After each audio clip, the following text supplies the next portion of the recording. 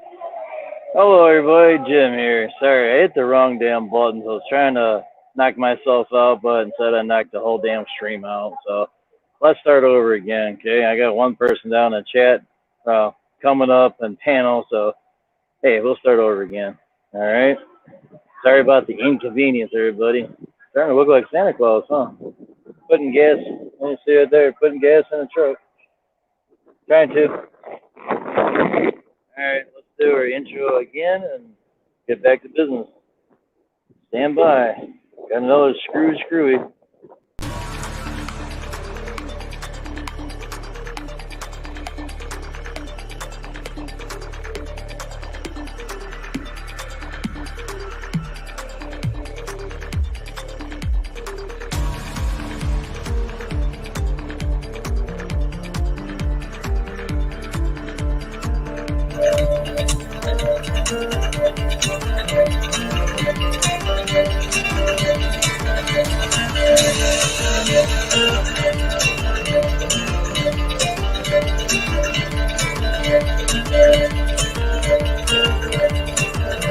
Mississippi.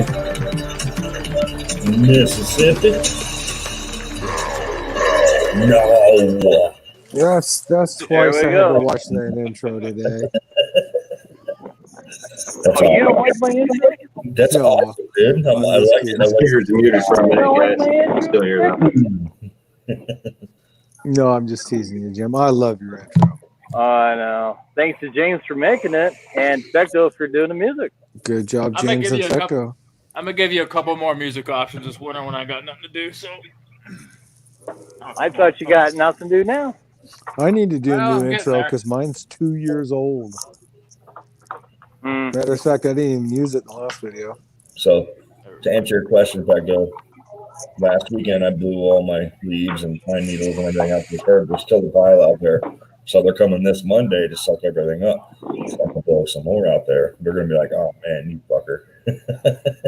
I was like, man, I can load a whole trailer up with something like what Eden's got with the whole crank thing, then just have someone just slowly move forward as someone's cranking out of that bed and just right along the side of the street. They're going to work when they get to this corner. Wow. Did you see that trailer I posted today, Jeff? I did. The white one? Yeah, I Did you did. see that box in the front Did you buy it? for grass? It's not a hydraulic lift bed. You actually have to just push it out, or you'd have to put some kind of tarp or something underneath of it. The freeloader. It's just a box. That's all it is. It doesn't have the hydraulic dump on it. Man. Did you buy it? No, but I could. Last That's about it. The problem with it is, the only problem I can say is it's 16 foot total, but that 2 foot box takes up 2 foot of it, so you got 14 foot bed. Only reason why I say that is because you said you needed to quit window shopping. Yeah, but I'm trailer shopping. That's different because I'm buying a trailer, Josh. Hey, you got to quit shopping. I'm buying a trailer. You know, I'm not in any hurry. I got all winter. Some good deal will pop Hey, up. the deals come out in the winter when people are hurting for money. Right, but that's Right. not a bad trailer. It's got the storage boxes on both sides. I'd move one off the curbside, but it's not a bad trailer. But just imagine flipping a switch and dumping that bed. Well, here's what I would do, Jeff. Hear that. Honestly, I'd rig up some kind of a 12-volt motor in a gear system and put a tarp in the bottom of it. There you go. So you just flip the switch and it just, or I don't know. Have you ever seen a digger chain? It's got the cleats on it. Yeah. Something like that just rotates through and they just unload the whole thing. Just flip the switch and let the motor do it. So I was at the dump today, and I guess the loaders came and they stacked everything way up high. Mm-hmm. I was by that pile, and I was like, man, I ain't getting too close to it because, man, it was a super sharp shelf. I'm like, man, if something gives, it's going to be a freaking landslide right on top of this. Right. Man. So I got off the low side of that hill. I was like, and I seen it too. I seen it. It was settling. So they must have just moved that. When I went there was just tons and tons. Like they moved the area where I normally dump. Like it was all positioned to the northern side. When you first go in. I'm like, okay. So I dumped everything there, and then I'm like, yeah, it was pretty tall when I was there too. So yeah. And they had that big giant grinder thing. And I know that they spread that stuff out and they drag it across the top and it just shreds. That was funny. You went there a day after. Like, Man. I see no evidence of what you took. I got me a free coffee. I'm sure. Yeah, hey, just don't the end stream, and you're doing good. No, I did some rough calculations, and that box up front is about equivalent to my pickup bed as far as cubic feet. Really? Yep, because it's so much taller. Maybe. You got to remember, my pickup bed's only, what, 20 inches, 21 inches? Yeah, so. I'll be back. I got to get points for the thing. I'll be right back. Don't hit the wrong button. I'm not hitting the red. If you pack stuff down right and cut down small enough, you get a lot of stuff into a small area. If I want to take the time and sit there and just piece everything out and just take my time to stack it on the trailer, boy, I could really put some weight on that trailer. But yeah. Half the time, it's like, man, I want to get this over with, and I just cut 12, 14-foot pieces and throw them on, and then just muscle the gate up and deal with it when I get there. Jeff, yours is a 6x14? 7x12. Tandem. 7x12. I couldn't remember. I knew it was tandem, but I couldn't remember the length. Remember, it was just short enough that you get it in the garage. Barely. And I'm talking within 6 inches of fitting it in the garage. So I'm glad I didn't get the 16. So you're 7x12 just like me, but I'm single axle. Yeah. The only reason I got this is it fits in the garage. Right. Well, Jim was like, man, if you're going to get a new trailer, get tandem axle. Yes. And get at least 7,500 pounds rated total. Yeah. So I get tandem axle, get a beefy ball, and a beefy you can back a tandem up so much easier than a single anyways. Mm-hmm. I've learned with my single like today. I beg to differ. What's that? I beg to differ on the backing. Oh, I like double axle better than single. But yeah, I do too. I could put my single, like today, I was on the phone with Jim. I had to back into a client's first try. I got it. And it's just years of practice. But double axle, I can take our 32 footer at work and put it anywhere versus my little. All right, hang in here, man. Hang on. They're a lot more forgiving the longer they are. I used to work with the ice. Right. We had hanging down there. I'm coming. 6 trailers that we hauled in ice. Thought somebody was coming up. I don't see. We used to use an industrial stake bed truck to haul those things. And back up. I was switching over. Crazy area, dude. Talk about jackknife central, dude. One little twist of the wheel, it's gone. Oh yeah. The the trailer, the harder it is to move. I mean, I can back up pretty darn good, and a single axle I'm still just fine, but a double axle is easier because, well, I can't say double axle. A longer trailer is easier. Well, and that might be what I'm thinking, but right. It seems like with double axles you have longer trailers, so it is easier. Exactly. But it's the length that makes it easier. Correct. No, but you get one of those jet ski trailers, you might as well get out and pick the damn thing up and center it where you want it because those things are terrible to back up. Well, you can't see it even with mirrors.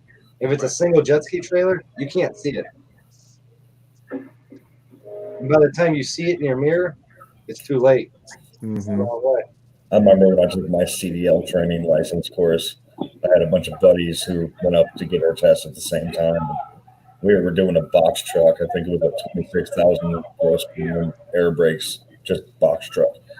Man, I backed that son of a bitch in the angled, docking position. Man, I got like an inch and a half away from the cone and pulled that air brake, got out.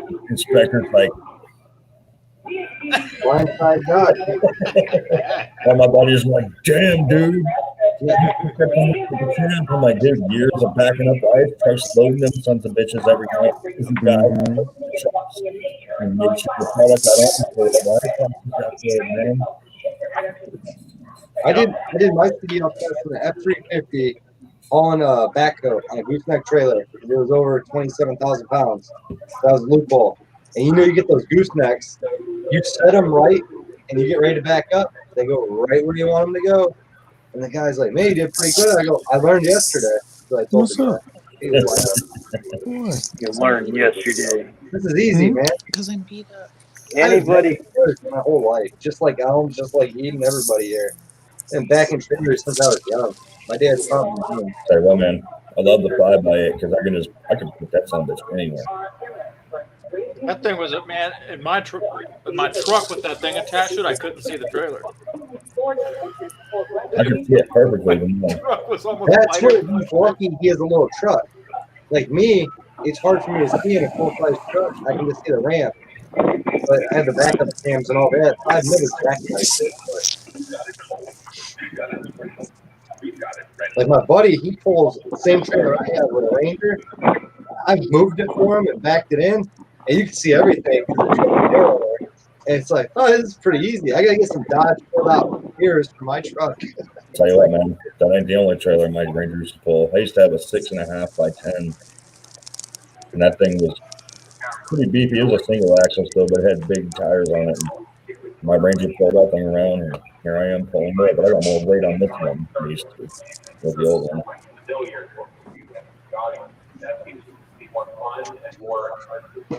Yeah, keep getting up, bud. Still can't beat the upgrade they got, man. The trailer hitch from the bumper and everything. Next to nothing. Yeah, it's turning out real good. Rude, what's it? You could weld a V brace up by the tongue, man. Woo. Yep. And it's totally doable. I could totally do it. Maybe go back to more to the welder at work.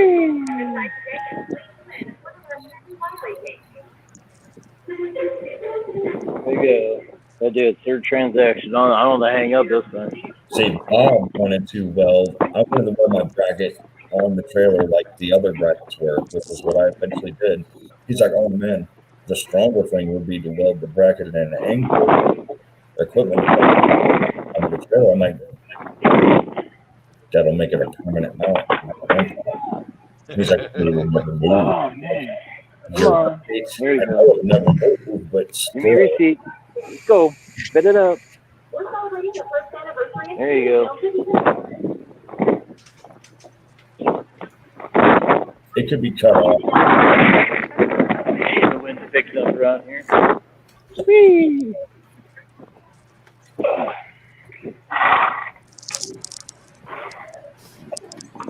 So, man, I'm gonna have to bust the ball.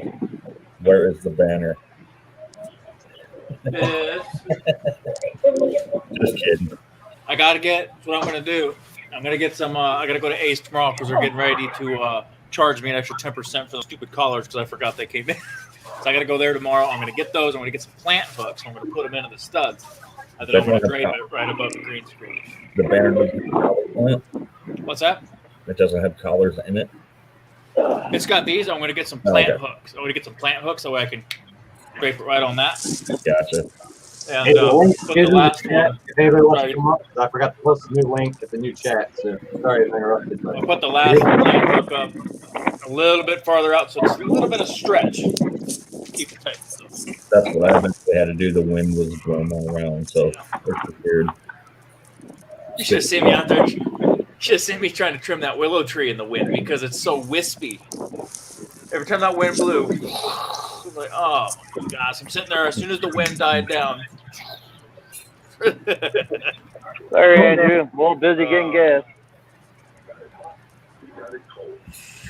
What's up, Andrew? What's up? Al? Chilling. What's I going think I'm on? going to bed early tonight. I'm tired. Hard, huh? Hard. I am tired. It's been a long. It's been a long How you year. feel, man? Working the 40 Yeah. and grass and everything. Yeah. Maybe we can start 2021 tomorrow. That'd be all right. Hope 2021 is better. I hope it's What do you think, Matt? a little smoother. How much? What do you think of starting 2021 tomorrow morning? No, we just got bumped back up to the red. Let's wait a couple months. Our county just got bumped back up to the red, so yeah. Red for Pookie. Ah. Red is bad. Yeah. That's the worst level you can get. Yeah. For a second, I thought you meant red for snowball. They actually closed down one elementary due to too many teachers having illness and not enough substitute teachers to fill the spots. Well, So they're it talking closes, about it St. closes school down. County and all that being shut down back there. One. Actually, that happened down near Atlanta, one of the largest school districts near Atlanta. Yep. Well, it just happened here this week.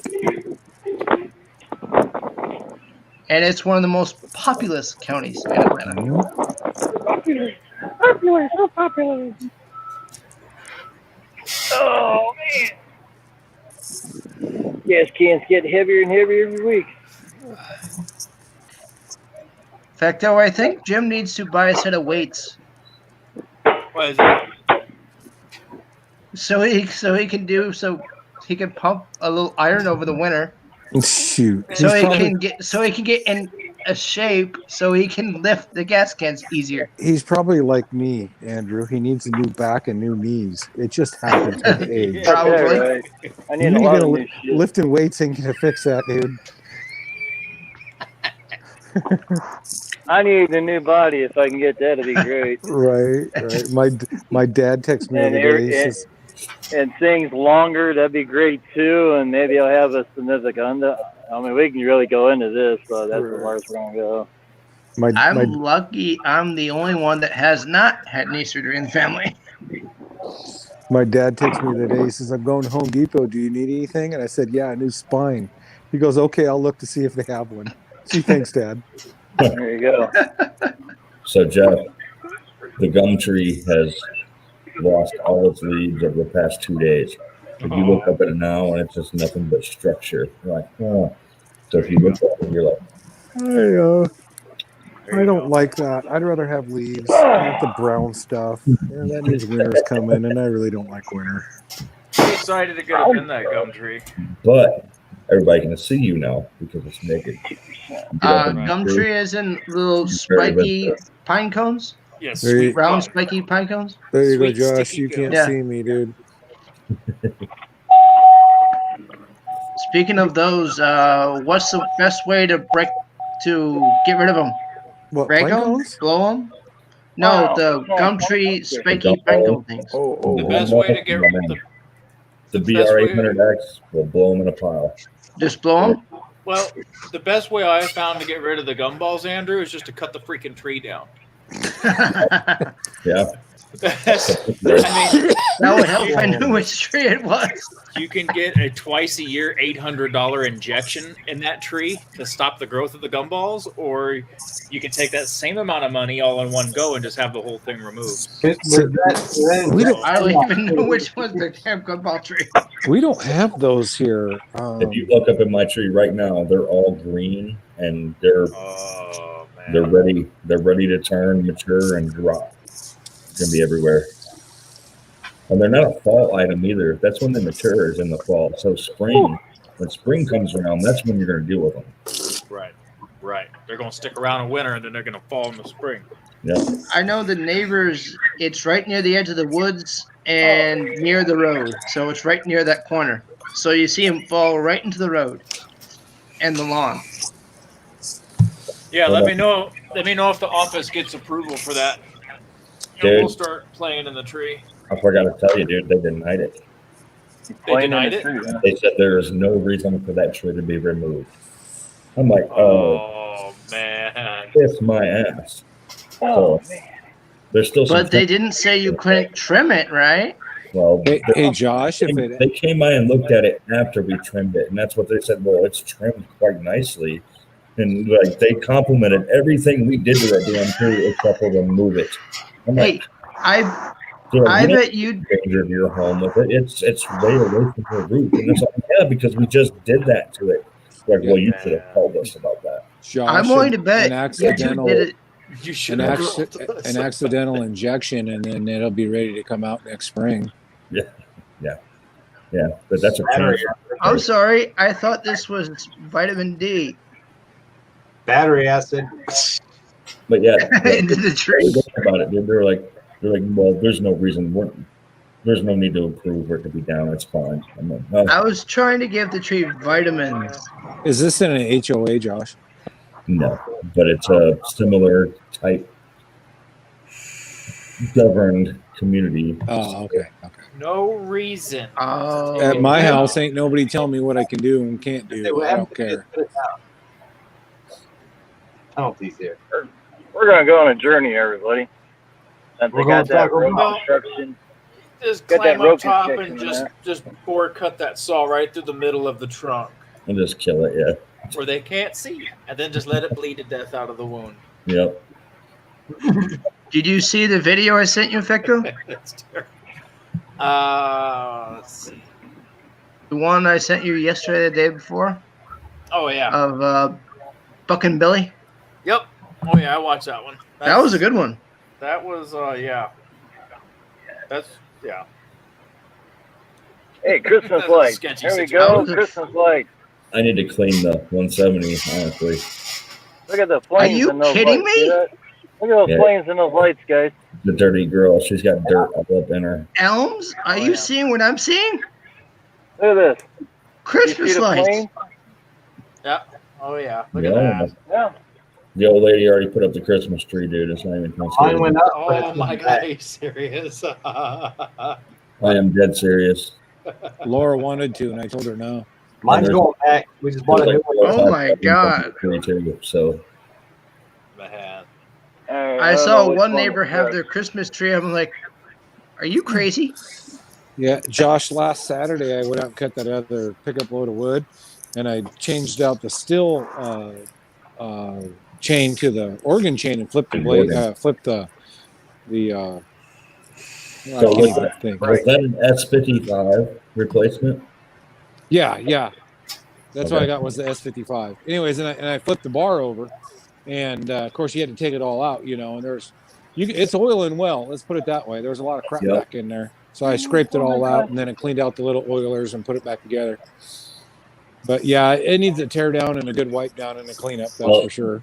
The last job I did, I cut down a tree that was really super sticky, and then I did some bush removal and dirt a little bit. But the blade's still sharp. The chain's still sharp for the touch. I mean, but I hit Thank some you, dirt. Jim. That I was was trying to find it, man. Trying to find it. I'm bumping along in the street down here. I believe that was a That's very. real close. I There believe that might was a be very- more lights down here. Sparky, you're up early. I believe that was a young gum tree elms that you cut down. Yeah, From that's how a little- soaking wet that was and how sticky to the touch, Very. that just screams gum.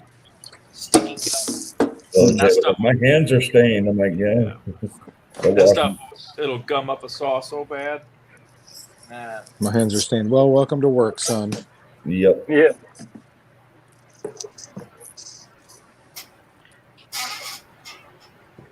You know, Hey, I've Fecto? never seen lights like real flame like that. That was neat. I realized why nobody can find those Remingtons right now. Because It's they an shut election down. year. No, the factory was shut down for 6 months because of the governor of New York. Yeah, man, I'm surprised. And Freaking most New of the York. manufacturing is in New York. Stupid place for firearms manufacturers to take I shots. know. I'll tell you that. But they've been there since I can remember, at least. Man. Oh boy.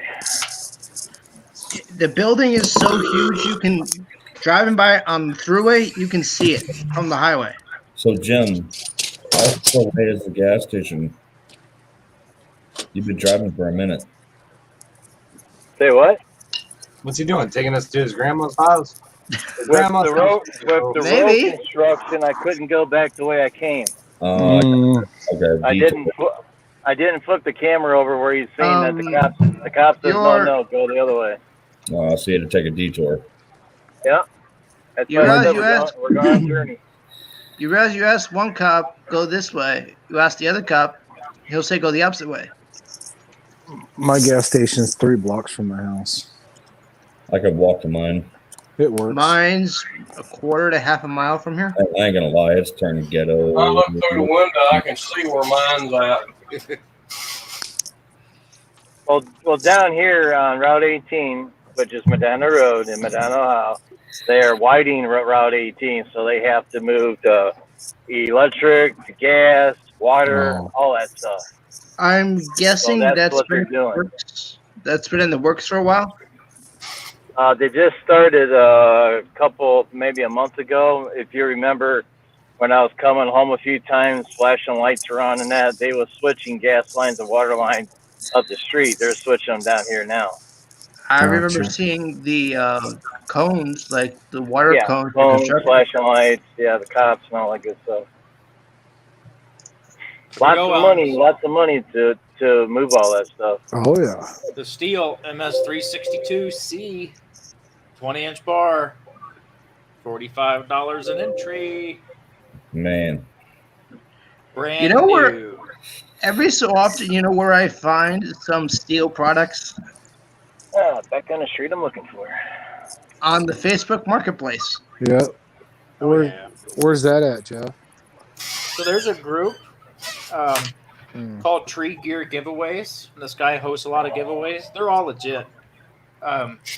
So there's 26 spots at X and X cost per entry. Right. And every time the Powerball is drawn, whatever the last red number is on the ball, it'll be one of those 26 numbers. So whatever that number is who wins that drawing based on. Oh, so they go off Powerball. Oh, Yeah, gotcha. yeah. Cool. So that way it's 100% random and nobody can get faulted for cheating or whatever because it's public, What Right, if so- they Gotcha. randomly?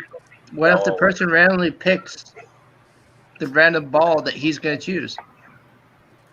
Well, we can't choose the Powerball. Otherwise, everybody would be a millionaire. You're going off the lottery Powerball. Yeah, they choose the winner based off what the last ball in the Powerball is, what that The red number one. is. Oh, That's okay, the lottery. Okay. It's 1 through 26. I thought you so meant it's he had totally a little Powerball system. No, that goes off the state drawing or whatever it is, national drawing for Powerball. Cool. So, I don't know if the 660 got sold yet or given away yet. That's a beast. Yeah, it was $65 an entry for the 660. The Flash 'em, 660 Jim. is not a small saw. Things moving around the cab, that's all. Well, what's the next step up? The 880, and that's it, right? They don't make any bigger. Correct. So actually, all 26 spots are full for the 660. So when the Powerball gets drawn for that, there will be a winner of a brand new MS 661 with a 25-inch Hey. bar. Jim, the British are invading your stream. What's up, Mick? Welcome, Mickey. Mick, what's up? Mixed Mowers is in the house. Mick Swallow's in the house. There you go. I'm glad you guys tell me because I'm driving down the street. And you got Sparky. Oh, And I boy. think, who else was in there? Cody? Yeah, And nobody's in the basement Cody, yet. James, and Vince.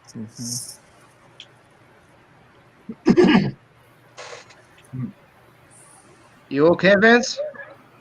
Awfully quiet. Yeah, I don't even know if I'd want to lug around a 660, man. That's some weight, That's a dude. big saw. That's well, here you got to think. It's only 10 more cc's more powerful than my 500, and the 500 is so light. Right. How you doing, Mick? You could run that 500 all day in the woods and not be ready to drop dead. I don't know what the MSRP on the 660 is. I'd have to look. MSRP on the 660 is $12.99. Depending on the bar package, Rule King's got one right now for $11.99, and it's got Well, a 28-inch bar. That's about what the 500i is. The 500 for me with a 25-inch bar basic package was $1,408 out the door after Yeah, tax. okay. Yeah. 1480? Geez. So it's an expensive saw, but I ain't gonna have to buy another one for a long time. Long time. So. Eden, Cody's asking if it snowed there. Yeah, we got a little snow this morning, Cody, and then it turned to rain because we're just below that snow level. Now, if you go 30 minutes away up the hill, they got clobbered. Oh, elevation snowstorm. Yep. It's just above me. I've seen that.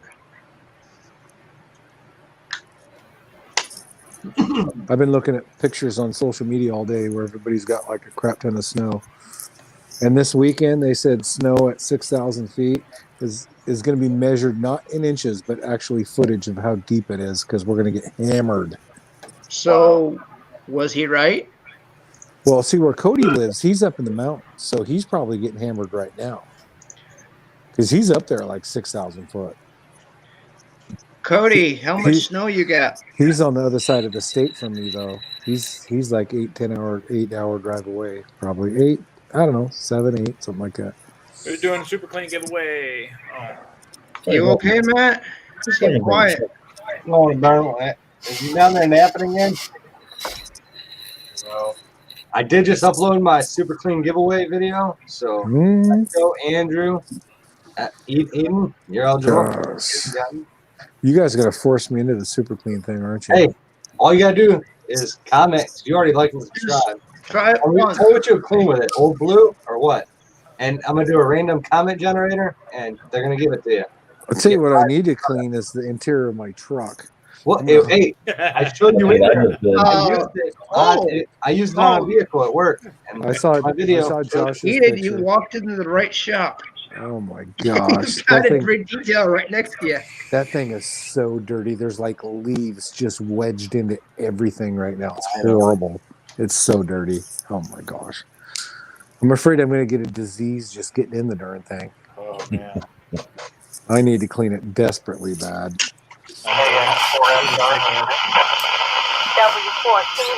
Sounds like a shop vac is needed. No, I'm going to grab the back. I'm going to grab the BR800, open up all 4 doors, and just blow that crap out. Yeah, I need to take the pulley covers off the right, and I need to blow out all that because it is packed with probably a fire hazard waiting to happen. Right. Fire! As a side note, Matt, I'm sorry about your brother, man. I'm not sure. He went in the hospital yesterday afternoon, and his oxygen level was around about 85, and he had a problem breathing and stuff. And they tested him. They're testing him for COVID and also for pneumonia. Probably a combination of both. What I heard, I got a message a while ago from my nephew. He said it's leaning more to pneumonia. Right. Oh, that's good. And That's better news if it's pneumonia. I'm definitely worried about it. And I ain't feeling too good right this minute myself. I hope he doesn't have the flu, too. Ultima, while you're in here and you're listening, bud, I think I got a friend request from you on Facebook, but my Facebook is family and friends. It's not business Facebook, so don't feel like I rejected you because I don't like you. That's not the truth. The truth is it's just family and friends on my Facebook. I actually do have an Eden Lawn Service Facebook page, though.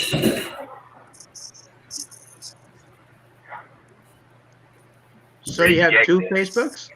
Well, we have the business Facebook, Andrew. Yeah. Right, and then I have my personal. Yeah, so you have 2 Facebooks. Well, I have more than that. I have like 7.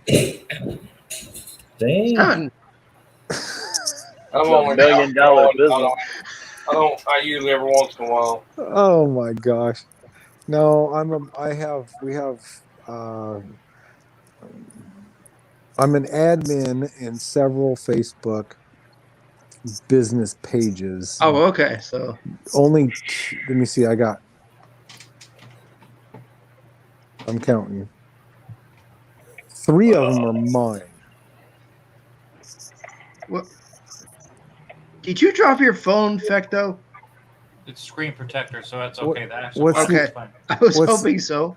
Oh, did Leo lose a mower? Whoa! No, it's not. It's not Leo's picture, but Oh, okay. a bunch of leaves got trapped. This what I was just. Oh, yeah. Trailer right there. Look at that. Happens this time of year all the Caught time. that People sucker burn on mowers this fire. time of year.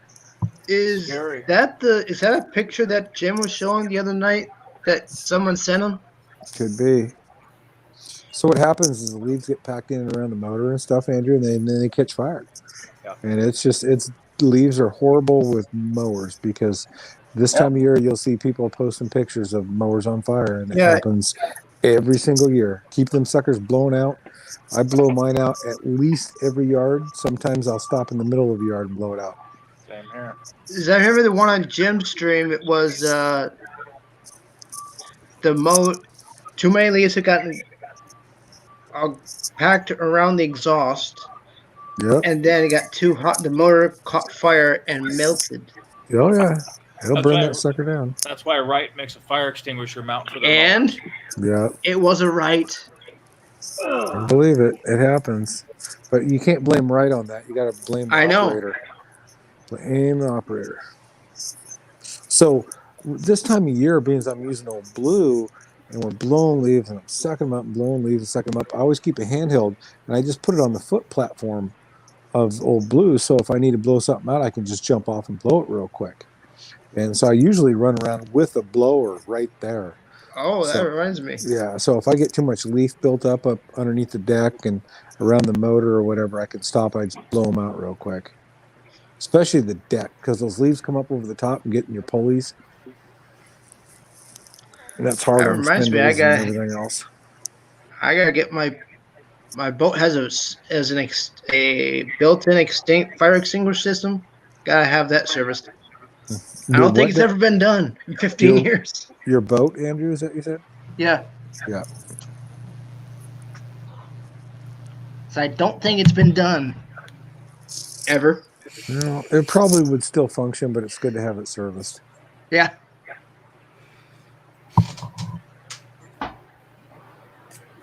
Oh, crap.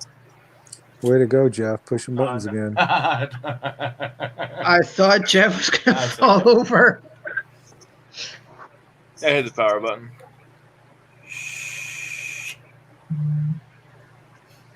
Your brother okay? Next to you? Josh? What now? Josh is fine. Fecto's left. Josh is fine. He's got a Christmas tree up. He can just sit there and enjoy the twinkling lights. Laura calls me today. She's running to Costco because we had to get some supplies. And she says, hey, I want, it's snowing out, right? It's snowing.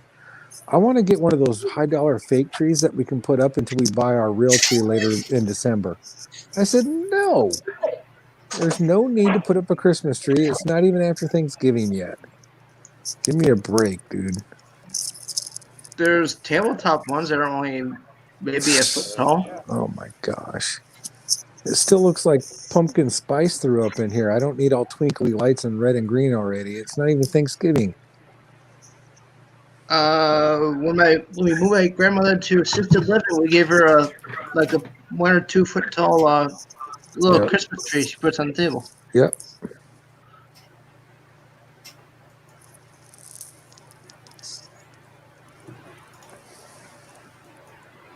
All because everybody got tired of putting up her, I want to So- say 10-foot Christmas tree. If it rains too much tonight or tomorrow and I have the day off completely, I don't know what I'm going to do. Hello, Vince. A day off is like, whoa. Okay, Vince, how old is the computer and what are you running? Are you running Windows 8, Windows 10?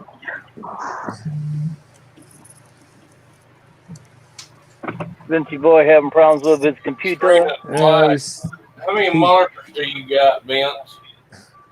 He's stuck in the load up BIOS screen. He said, my computer's being a pile of crap. Did it do It's a on, Windows but update? nothing's happening.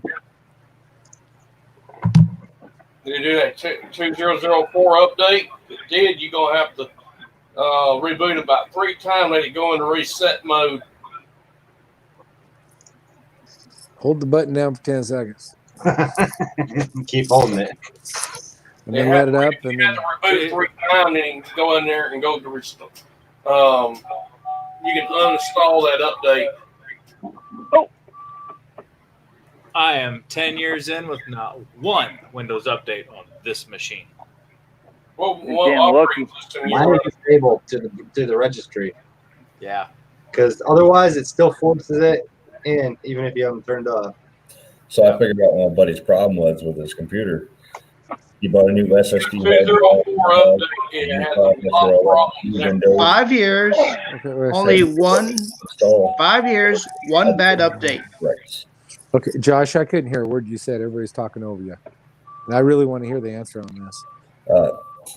So he did a fresh install of Windows on a new hard drive, new processor, new motherboard, like fresh build. So he had the 1650 NVIDIA card Right. and put it in. And it wouldn't register. The driver, blah, blah, blah, downloaded it, went to go to the installer scanned the system. Your version of Windows is not compatible with the stronger. And I'm like, well, this is fucked up. So the fix was NVIDIA has now upgraded things to where you have to have a certain level of Windows upgrades and before it'll accept the standard drivers. Updates. So he wasn't updated enough. He was just right out the box and it was rejected. Oh, so he just needed to update his Windows and he was good to go. And he's like, well, I updated it. I'm like, dude, on your initial update on install, it only gives bare bones. You need to go in and update that thing like 5 times. Like 3 hours to do Yeah. the full update from an install. And so what the updates did is it brought it up to a different version of Windows, like 11.9 or So Eden, Yes. if you were to choose AMD or NVIDIA as far as rendering speeds for video, not so much high-end gaming, but as far as video editing and processing. Okay, so what's going to reign as king? So here's the deal. When you're talking about rendering a video and gaming, there's not a whole lot of difference there because you're still, that video is all being processed. Now, a lot of your processing is going to be done with your GPU. So you get down to threads. How many threads does your CPU have? You want the max amount threads that you can get. Well, AMD is, I don't even know because it's been a year since they've even looked at it, but AMD had that crazy thread doubling, tripling crap. I don't even know what it was. Threadripper. Yeah, but so a year ago, AMD was king. AMD's got that one $4,000 Threadripper processor, and it's got 128 threads. The AMD is released Matt, but where do you think of Vince going into safe mode? James is talking, Andrew. James. No, Intel is releasing a new CPU that is comparable to AMD, right? But now AMD is going to go one step ahead of them because they have the logic locked in for CPUs. GPUs, I don't think so. I used to always be an AMD GPU guy, and I'm not anymore. Ever since I bought the NVIDIA.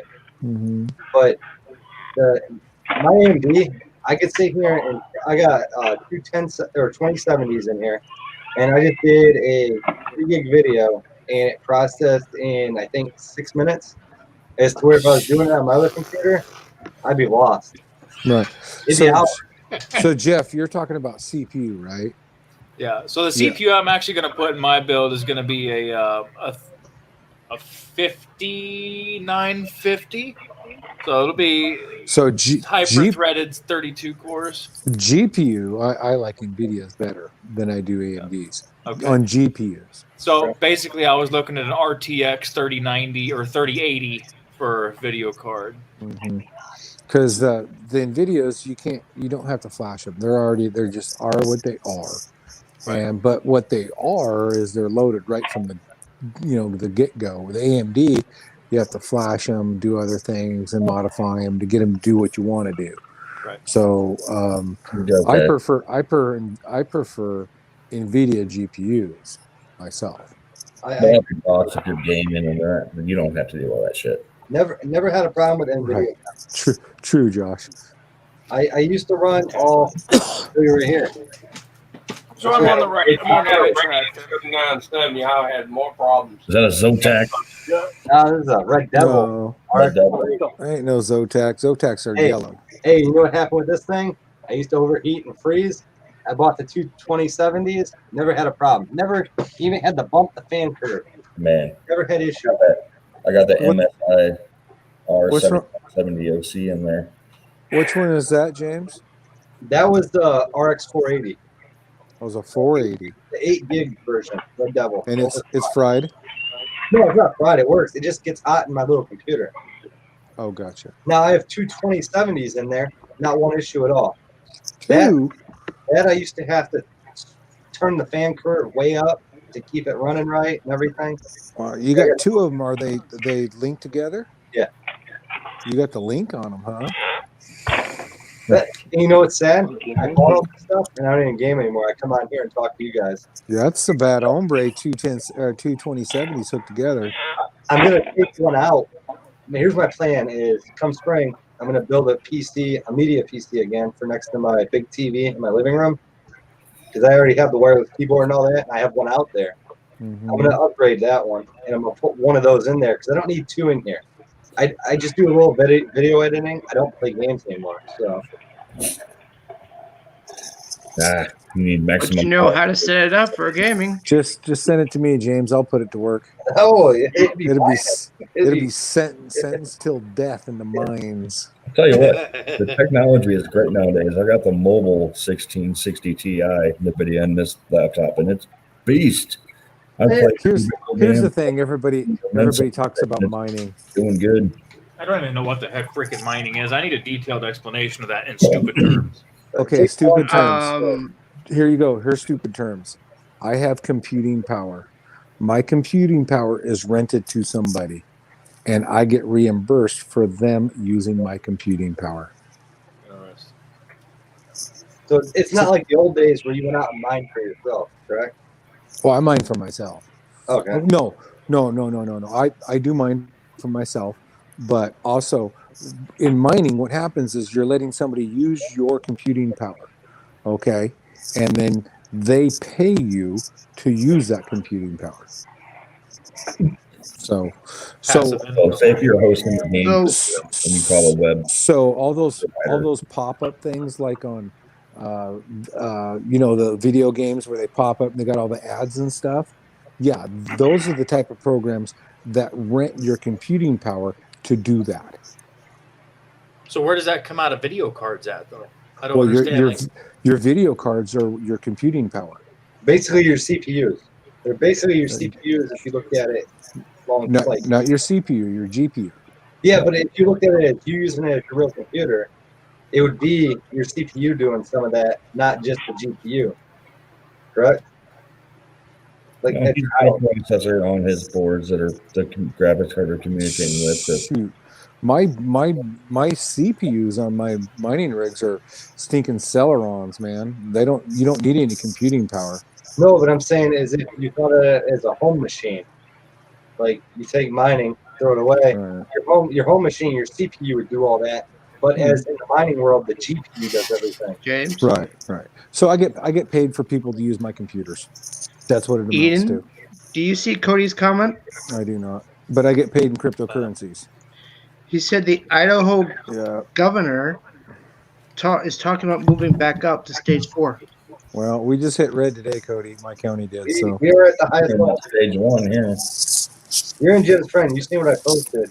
And my wife called me and she said it went from 27 way higher today. She got into work and they're pulling people from every floor to float and do everything else. So, which means not enough manpower. Right. Yep. If your manpower's all sick and they can't come in for 15 days, what do you do? Which means they don't have enough floaters to cover the sick. The sick people who are supposed to be working. So Jeff, my older GPUs that I have out there are 3 years old now, and they've run continuous for 3 years now. Jeez. There you go. They're never shut off. They're always running. Yeah. Wow. 3 years, and I've got a couple of them. I got a fan going bad on one. Stuff's gonna wear out. But so are those linked to like a server? Or in layman's terms, yes. Okay. Because man, I'm stupid when it comes to that kind of stuff. Not a server in the aspect that you're thinking of. Yeah. But they are linked to a organization that you hook to. That it's hard to explain, man. It's totally weird. Like I would say, yeah, you could. So I could hook them to any server I want to. So you're James, basically keep an eye in the basement. You're throttling the power of that to different locations then. Exactly, and I can switch location as I see fit, because sometimes one location may be more profitable than another location. Right. Okay. Now, what happens if you lose? I'm going to take some time and watch some YouTube videos on that, so I can really grasp the concept of it. You got college for free on YouTube, basically. So. What about Eden's class of servers and data mining? Data mining? What do you mean? No, Eden's class of data mining and servers. I used to have a YouTube channel on it, but I shut it down. Now, do you get penalized if your power goes out and stuff? Oh, sure. Yeah. If they're not up and running, then you're not Well, getting you're paid. not gaining revenue, but I'm saying, let's say it dies for 3 hours to get a power outage in community. Battery backup. Right? You just didn't make any revenue during that 2 or 3 hours, right? Jeff, I can't have a battery backup, dude. I'm pulling 4,000, over 4,000 watts continuous. He has a video of all of his video cards out there. You got to check it out. Gosh, well, no, I seen it the other day on the live. That's nuts. Yeah. I can't. Yeah. I'm looking at that and I'm like, one rack. Yeah. Those are getting a little dated though. Those are, like I said, they're 580s and 1070s and some 1070 Ti's. But hey James, you got a message from Cody over here in chat. It's one heck of a collection of cards, though. I'll say that. Well, they make me money. That's their job. Right. I'd expand it more. That's his background, Cody. He likes wars. Just the backdrop. I could own most of those. Hello, Mr. Boo Man.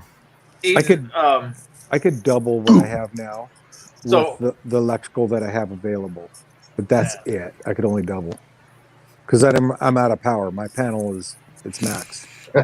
That's great. Vince, hit refresh. Hey, don't see you, Vincey. Last question, and you don't have to answer it if you don't want to. Okay. How do taxes work when you're acquiring Bitcoin?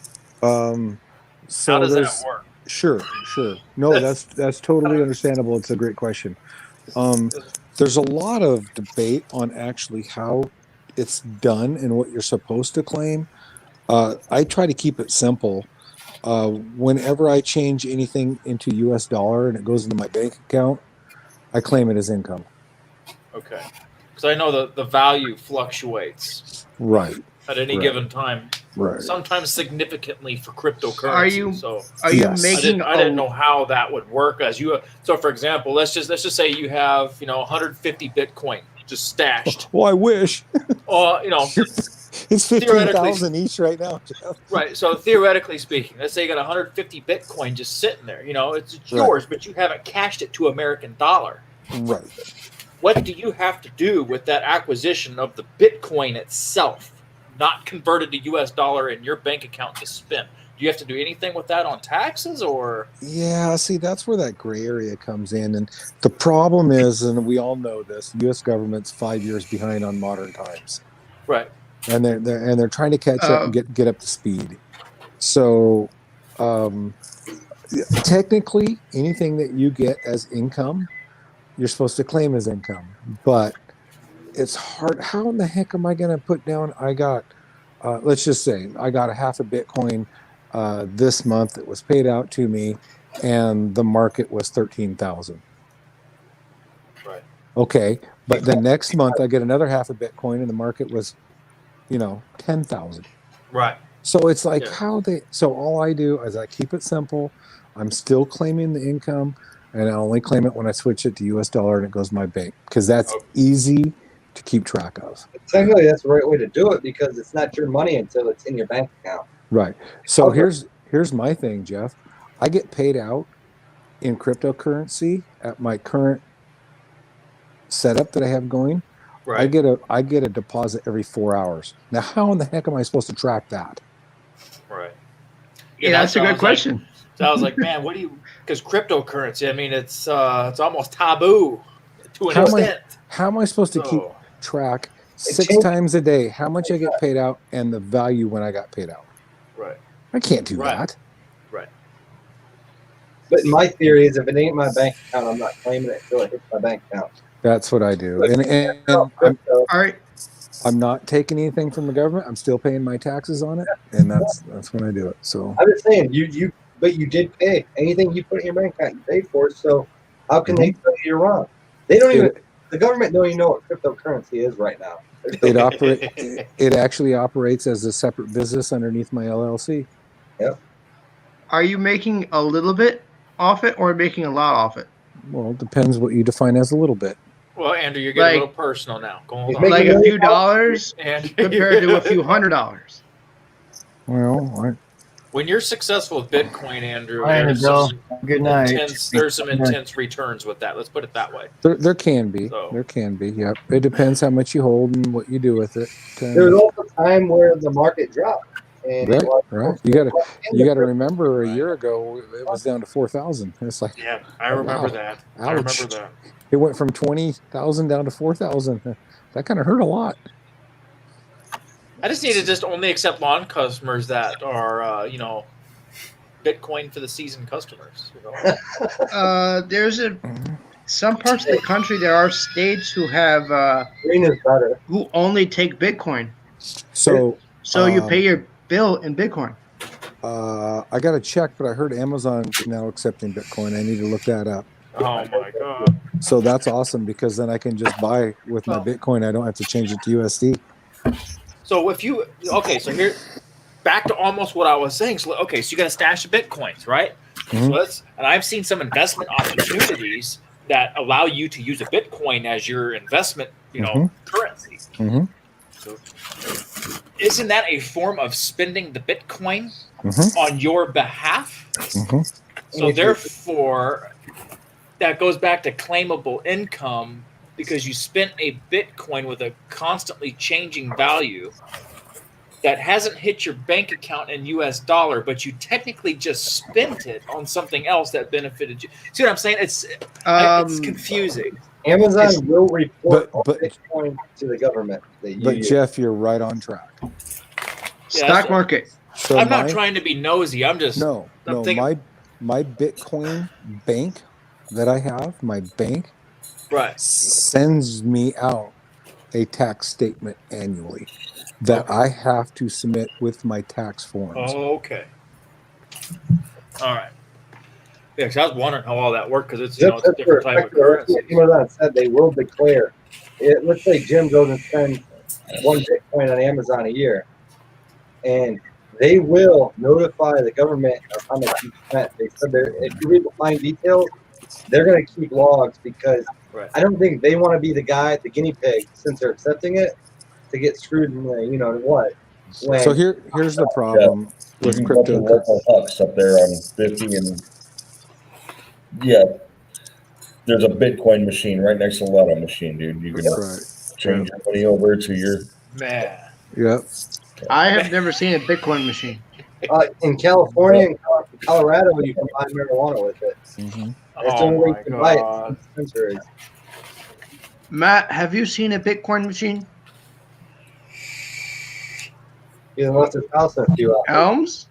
Yeah, I just so let me ask this: is there a way to actually acquire a physical Bitcoin? No. Okay, so that's what's wrong, Vince. It's all digital currency. I have some. Okay. They're just, hey, this is a Bitcoin. It looks like a fancy coin, but it's really not worth any value. It's not a Bitcoin. Unplug your camera and plug it back in. Digitally, yes, you can, but not an actual physical, like a paper dollar. There's no form of it. No. I wasn't sure if there was. Now, I'm not too familiar with Bitcoin. I've just heard about it, and I heard a lot of people saying, years ago, don't trust it because it's so. Hey, I guess it's so fresh and so new. It's not trustworthy yet. It's not established as a reliable form of currency yet. I mean, it is now. Yeah. It is. Now it is. Yeah. People said that it wasn't that back then because too many people were dabbling it, making good money. They didn't want everybody getting into it.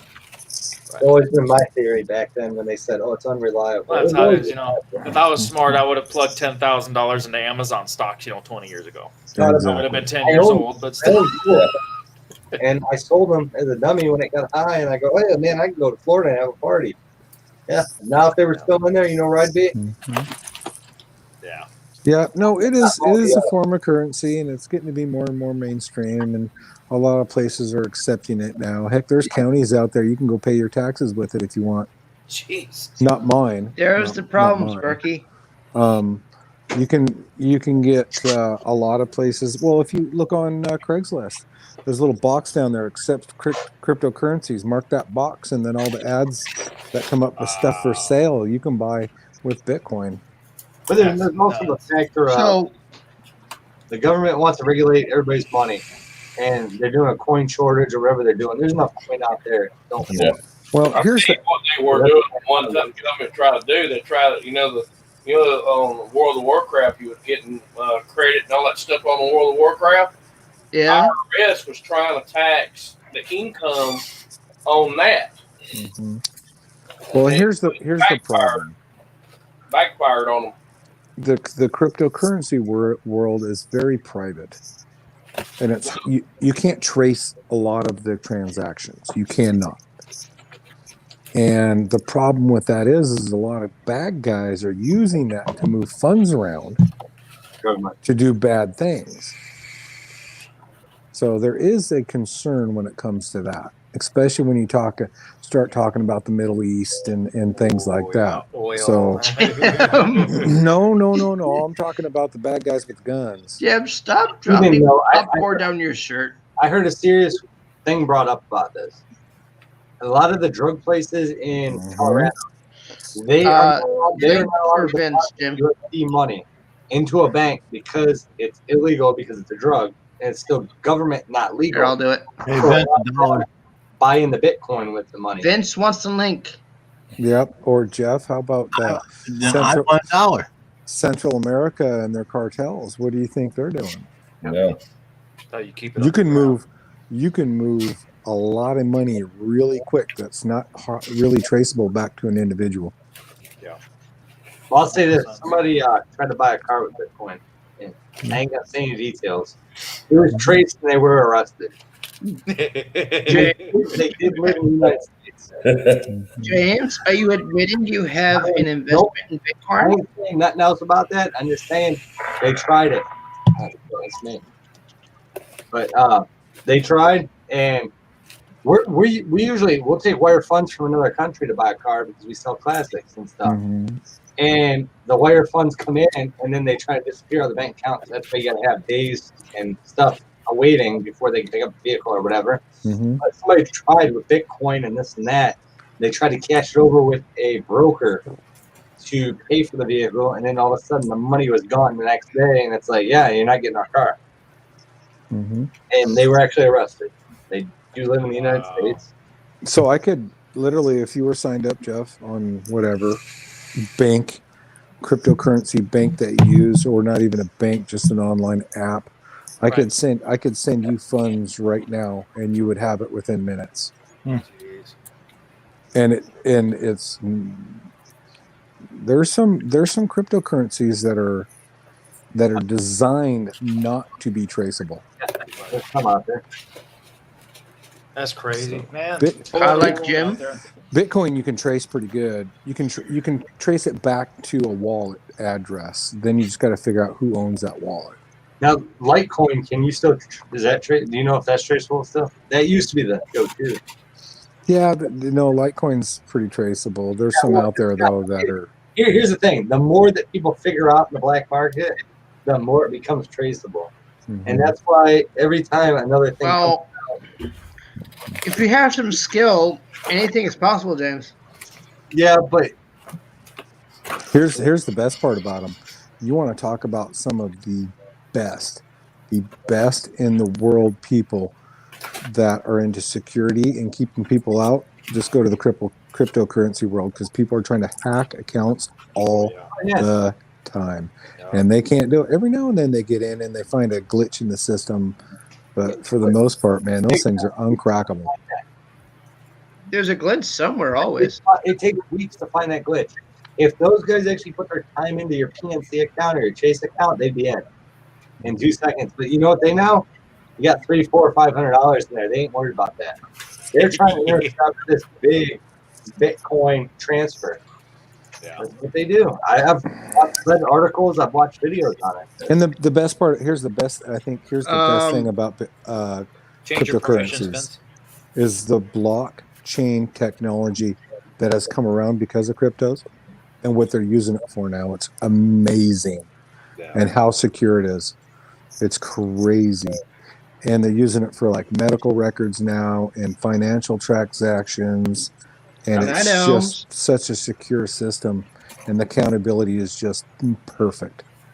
That blockchain technology is awesome. It actually helped us out by learning about this cryptocurrency. I'm going to say his name wrong. Elon Musk, the rocket guy. Elon Musk. Elon Musk, yeah. He's using blockchain on all his rockets. So it eliminates the possibility of miscalculations and stuff like that because it's 100% accurate. He's also probably transferring money in crypto, too, because he's worth so much. It doesn't matter if it gets lost in space, right? Hey, Andrew, I'm not worth as much as he is. I know that. Elon Musk I didn't reference that at all. He wouldn't be letting me live in Illinois if he was. If you can waste as much money as I just wasn't sure if it was really worth investing that much into a Bitcoin. We'd buy a Pacific Island and just plant the whole thing in grass. Exactly. Elon Musk already has Mars taken over. Right. He's already bought Mars. Jim, are you understanding about Bitcoin? I don't know jack about it. I've played with it. No idea. I don't mind like Eden does, but I still dabble in it. It's like, to me, it's like a stock that I put money in all the time. That's what I've always kind of viewed it as a type of stock, almost Bitcoin. I played with it. I made some. Is Bitcoin traded on the stock market? Oh yeah. Yes, it is. Don't tell me what. Well, no, it has its own markets. It's not on any U.S. market. It has its own. Have a good one. Digital market. I was gonna say you don't log in to CNN. You don't see Bitcoin. No. Yeah, you do. They do too. They report if you go into your money news. Bitcoin is on there every single time now. It's not NASDAQ or. That reminds me, I gotta check mine. It's not on the S&P or anything like that. Yeah, it's not that. Right. You see it through them of what's traded. And a lot of times the numbers are actually kind of wrong on some of those sites for that. You got to have the other Eden. Well, at some point the number was right. I know what the market is 24/7, and just before I came on, it was 15.3 because I trade Bitcoin just like stocks all day long. Well, that's what I do. I play around with Bitcoin, but I treat that as you're there mining and you get paid for it. Right. But I play around with it, and I go buy Litecoin. I go buy this. I go buy that. And there's 100,000s of them. Oh, there's hundreds and hundreds and hundreds of them. So could Eden buy Blue Coin, and then tomorrow it goes to $20,000 our money. You just never know. It's the gamble you take, just like the stock. So could you buy say a right mower with Bitcoin? If the right dealer, yeah. If Mr. Wright would accept Bitcoin, yeah, I'm sure he would. But like I said, I the other day there was an announcement about Amazon starting to accept it. I need to look into that a little bit more because then I don't have to change it to USD to buy off Amazon. I can just buy right with Bitcoin. And but I said I read some of the article, and it did say that Amazon's going to report all that to their tax people. Sure. And all that. Because you know why? They don't want to be the guinea pig that gets in trouble for accepting it. Right. They're just covering their ass, bottom line. Yeah, no, and I've bought off eBay with Bitcoin before. So viability. Yeah, I've purchased stuff off eBay with Bitcoin. Yeah, you have nothing to worry about though, because you're legal and you claim. Oh yeah, no, I do it legit. I'm not trying to hide. They go, oh, this guy's actually legal. The next 10 guys, they're not going to be legal. Let me tell you. So I wouldn't be talking about it up here if I wasn't doing it legally. No, I know that. Yeah. But the next 10 guys that buy something off of eBay are probably illegal. Yeah. So what happens to those other shirts that you made, James, that say Matt's Lawn Care? They're in my truck. I didn't mail them out today. Oh, so you're sending them to Matt? Yeah, I walked in and there was 12 people in the line. I said, fuck this. And everybody looked at me. I went out to my truck, lit up a cigarette, and 4 more people walked out and they go, yep, we're with you. Fuck this. Exactly what they said. They were taking. Well, I thought you told me, James, that those shirts was walking around there for a while. Andrew, one person working. Yeah. In line. And this lady's sitting there asking every question.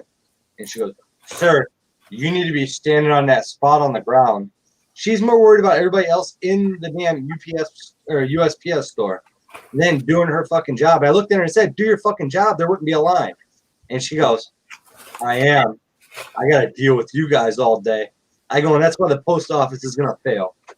And I walked out. Well, the post office is going to fail due to mismanagement. She is always the crankiest. Usually, I walk in there, and if I see her working, I leave. She is just a complete bitch. And she's a pain in the ass. You get the other guy or the other lady, and there's never a line. When it's her, there's a line. So you're gonna send her a Christmas card? James, send her a nasty Christmas. James, send her a nasty Christmas Send her a card. Christmas It's card. already arrived. I just sent it to her today in person. I'm not paying postage on it. She can go. No need to. Oh You my just drop gosh, it off. Every time, and everybody, it's all local people that I know that are standing in line. You know what they said? "Why does she take so long to do her damn job?" And I go, "I don't know. I don't know why they haven't fired her or put her somewhere else. Why is she working the counter?"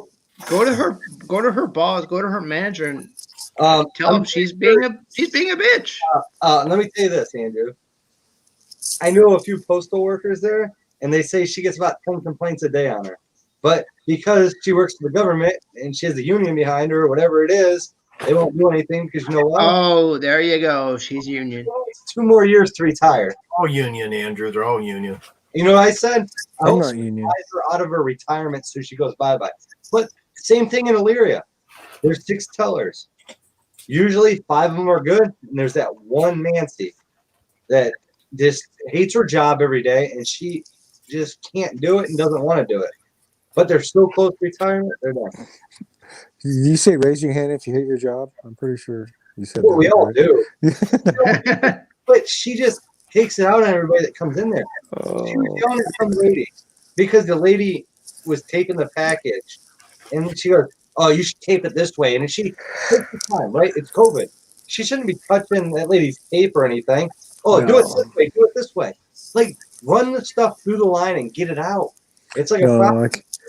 I can't say I hate my job. I hate the people that I have to deal with while I'm on the job. And I don't hate them. They just make some bad life choices. Hey, They're there's idiots. good days, there's bad days, and there's people that irritate you every day. Right. And it happens. But you know what? We all go to work because we all got to make a living. Mm-hmm. Well, I saw someone at the store shipping fish in a cooler. They were taking forever at the UPS store. But she's like reading everything, and it's just like, and my mom's with me, and she's like 60 years old, and she goes, "I leave when this lady's running the counter because I won't deal with her." I go, "Well, I know that too. That's why we're getting out of here." And I said, "Mom, I'll leave it on your fridge. I'll leave it on your counter. You can go mail it for me."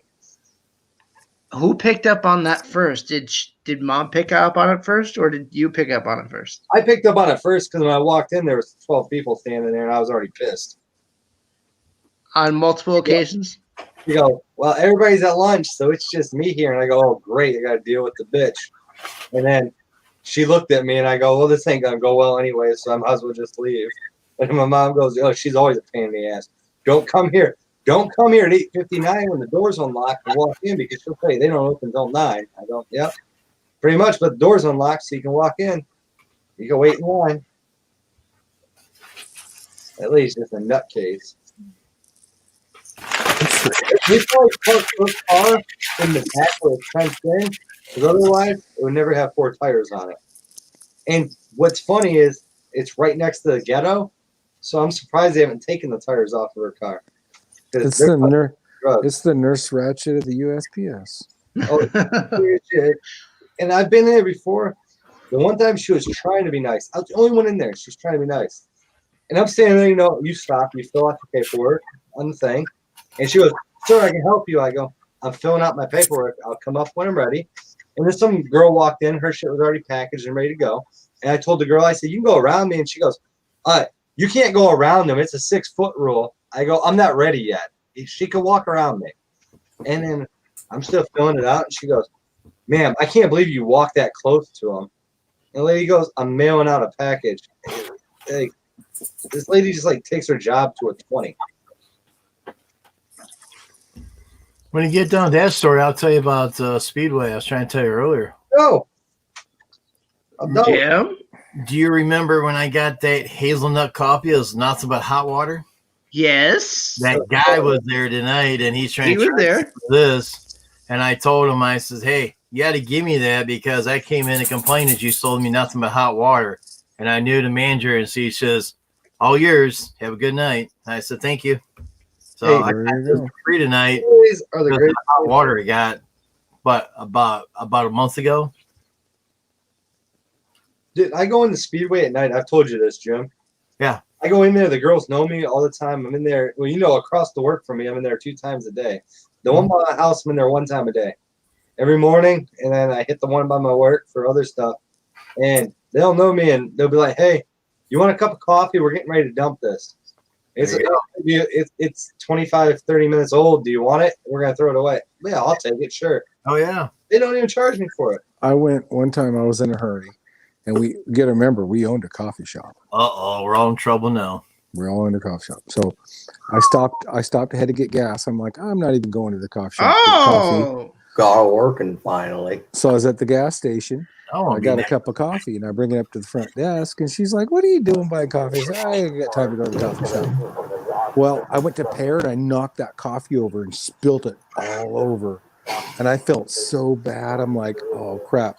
So I ran down to the coffee shop and made me a coffee, and I made her a coffee and brought it back to the gas station as my apology for spilling coffee all over her desk. It dropped down into the lottery tickets. I mean, it made a mess. I felt so bad. But she was happy because I brought her a caramel macchiato. Well, shit, bring me one. Ooh. Right. Oh, I drink from Starbucks. Vince likes macchiato. Well, I walked into the coffee shop to start making drinks, and Laura's like, "What are you doing?" I said, "I'm making up for," yeah, I made a mess. You did look to your right. It's Vince. Yeah. Hi. Here, the one by my work trains a lot of new people now. So sometimes we're in a line working there for 12, 16 years. Somebody's got a radio going, and it's breaking up, and I can't even hear James. Sorry. Not me. That's me. Not me. People by my work Radio? even trains all the new people, and then they ship them out to Was it him? here. And Couldn't be me. it's slow I don't sometimes. think it is. It's a busy speedway. And I told the manager, I said, maybe they should train at the slower one. And now you know what they did? After I complained, and I didn't complain, I just told her. And like I've known her for 12 years, the manager. And I said, maybe they should split them up. 1, 2 here, 2 at the slow one. They don't all need to be here training because this is a busy one. You got dealerships, you got truck companies coming in. It's a busy place. And she goes, no, she goes, I've been telling corporate that.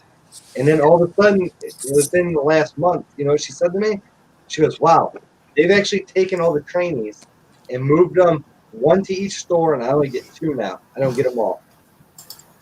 And I said, that's going to be a load off of you because you're working your ass off, and you're trying to train, but you're also trying to get that line out the door. And there's 20 people in line at this speedway. It's that busy. Wow. At lunchtime, that speedway is packed. Ask him, he'll tell you. I can barely get in there. I'm on the phone. I'm like, I don't even know where to fucking park. I just gotta I can park anywhere. I will park by the air tank where people need to get air because that's the only spot open. That place probably holds 20 cars. And it's a big speedway, but it's always busy. And that doesn't include the people that are walking in. You have low-income housing over here. You have a nursing home over here. So people are coming in to buy pops from the nursing home. They only sell diet. They come in and buy a lot of regular pops there because they only sell the diet. They'll come in there and buy tons of them.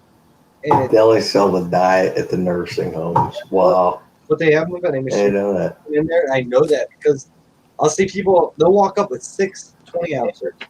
And I go, wow, let's just buy a 2-liter.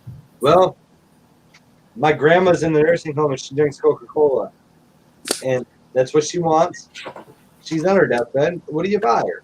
You buy her Coca-Cola. Right. The diet's not going to hurt and not going to make her any better at that point. So you take care of them. It's gonna make her happy. That's where they make their money. The diet tastes like garbage.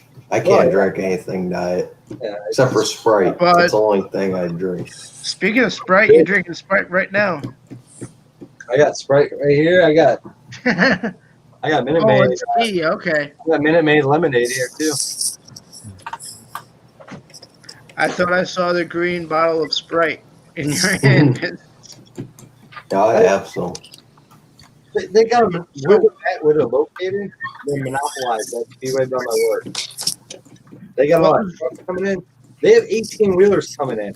It's not big enough for 18-wheelers, but since you have all the dealerships around there, all the behind my work's all industry. So it's all industry. There's truck drivers picking up loads, picking up this. They got to get in there and pay for them. But that's the closest gas station, and they need diesel, and there's only 2 diesel pumps. Gentlemen, my phone is dying, so I'm calling it a night. Ian, you have a good night. I got to call. See you later. See you. See you guys later. Hey, if anybody's on here and you're a veteran, and I don't see you tomorrow, happy Veterans Day, man. Yep, same to everybody. Yeah, happy Veterans Day, everyone. See you guys. See Have a good one, See you man. later. Vince, what was wrong with the computer? Oh, nothing. I just had to restart it. Being a pile of garbage. How old is it? 100 years old. Oh my God. No, it's 200 years old. I'm going to say it's 3 years old. So you I'm shouldn't going to have say too it's many. 3 years old. Man. If it's only Um, three, What, you- 10? You're gonna get a while out of that computer. 200 years old. Did you say 10? I Mine's 10 years old. only get a Vector's couple have 10. issues once in a while with this Hard thing. I drives. love it. Hard drive's about ready to take a crap in this machine. Mm.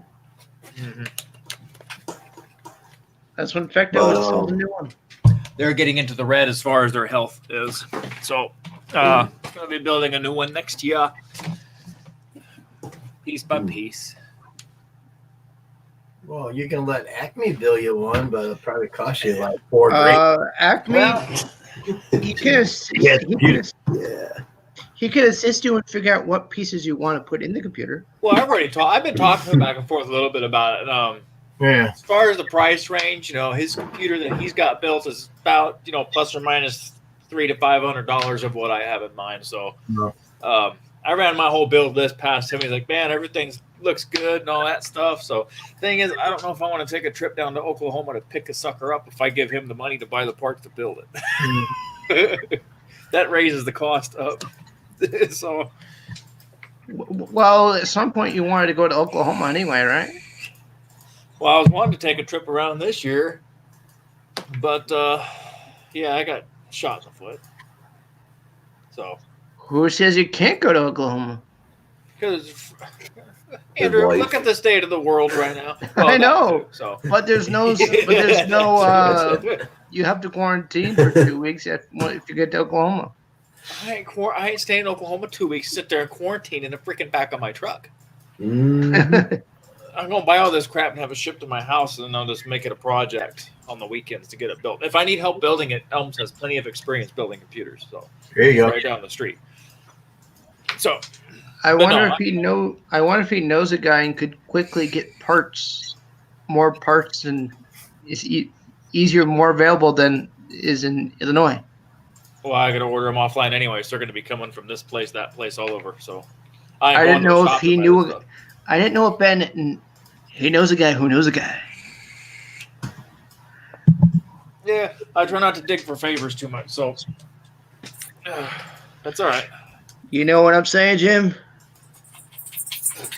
Like when you find that magic somebody to sharpen your lawnmower blades for you.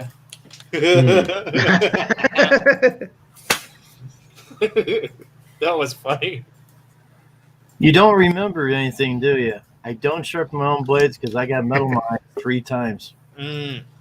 Mm. Like, I think Jim learned his lesson not to hire Ding Ding. here comes the judge. Here comes the judge. Well, I'll admit Oh, I don't boy. always wear safety glasses when I'm sharpening, but I try to be very diligent on wearing them. You only wear safety glasses when you're necessary, when you're not competent enough to do the job properly. I did. I wear safety glasses when the wife gets into bed. I wore regular glasses, regular goggles overneath, and a face shield, and I still got freaking metal in my eyes. Now, 3 times I says, no more metal work for me. I'm done. Your setup must be angry at you. The only problem I've got is I've got safety glasses and safety goggles, and both don't protect me from the bra, you know what I mean? Right. The brassiere, you call it, the bra, you know what I mean? When she takes it off, you got to have 2 black eyes by the time you're finished. The only thing that I know is a big no-no, if you got that metal shaving, this goes sharpening knives or anything, you get that fine metal dust on your fingers, you better wash the crap out of your hands. Because, God, you get that in your eyes, that is worse than mace. All that stuff. It burns. It's bad. I'd rather have fiberglass in the eye than that. It's awful. Your eye will freaking swell shut, and it'll get that thick goop in your eye to try to capture all that. And you gotta just the more you grind at it, the worse it gets. Oh, I once got I got wax dust in my eye once, and it stung like hell. That's why I told red eye. I've had the worst one. It was red eye when I was doing welding. Yeah. But whatever you do, do not get an eye infection.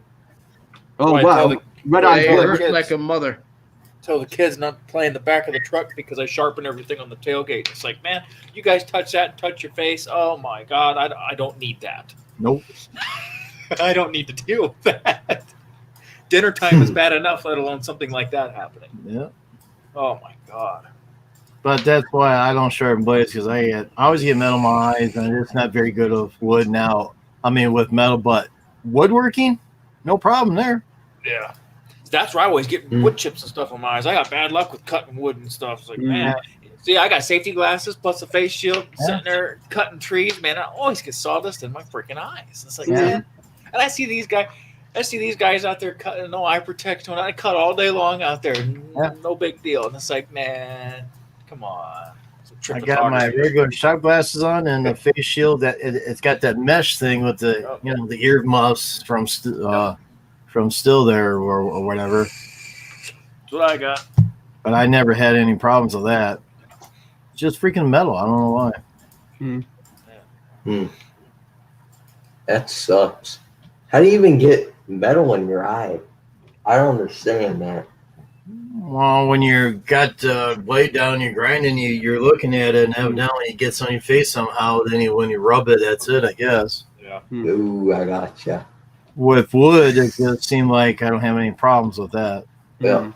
Nice thing is the All-American that I use that because the angle of the grinder, it's shooting everything down and out and away. It's either forward or out. Nothing's ever coming back at me. Try to not do it in the wind. But now that I got the trailer in the garage, I don't have any wind to worry about. So I think the worst accident I had was an ankle grinder disc, and that was the 18-inch disc exploded on me. Oh. Watching the Work Safe BC videos on the freaking grinding disc exploding. Yeah, but the problem is, right, the guy said there's no metal in the actual breeze blocks what he built. And guess what? The bloody was. And I went straight hit it and it exploded. Luckily, I had my face shield on, me protective gear on. Yeah. Because it hit my shield, it cracked the shield and my face shield, and literally it's embedded it in the wall beside me. Yeah. I was like, you are joking. Yeah. Your freaking neck right here and here. Yeah. You can't fix that. You ain't fixing that. You can fix this. Yeah. You ain't fixing this. and then the bloody foreman come across to me and said, "What's going on?" I said, "Well, the guy said he hasn't put any steel rods in it." And within 30 seconds of saying that, but there's supposed to be no steel rods in this building. It's supposed to be concrete, and that's what it states on the piece of paper.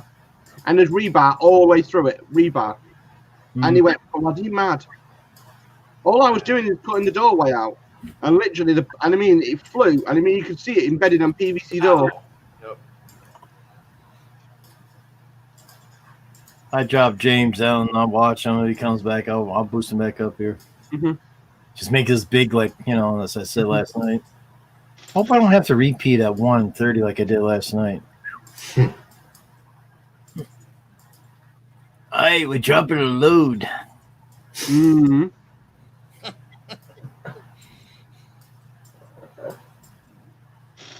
Where's that Brian at? That Brian truck driver guy. You out there? Get your butt up here. Let's go. I'm not staying on that late like last night. Mm-hmm. I had a hell time getting up. I wasn't the older one up late last night too. Mm-hmm. Mm-hmm.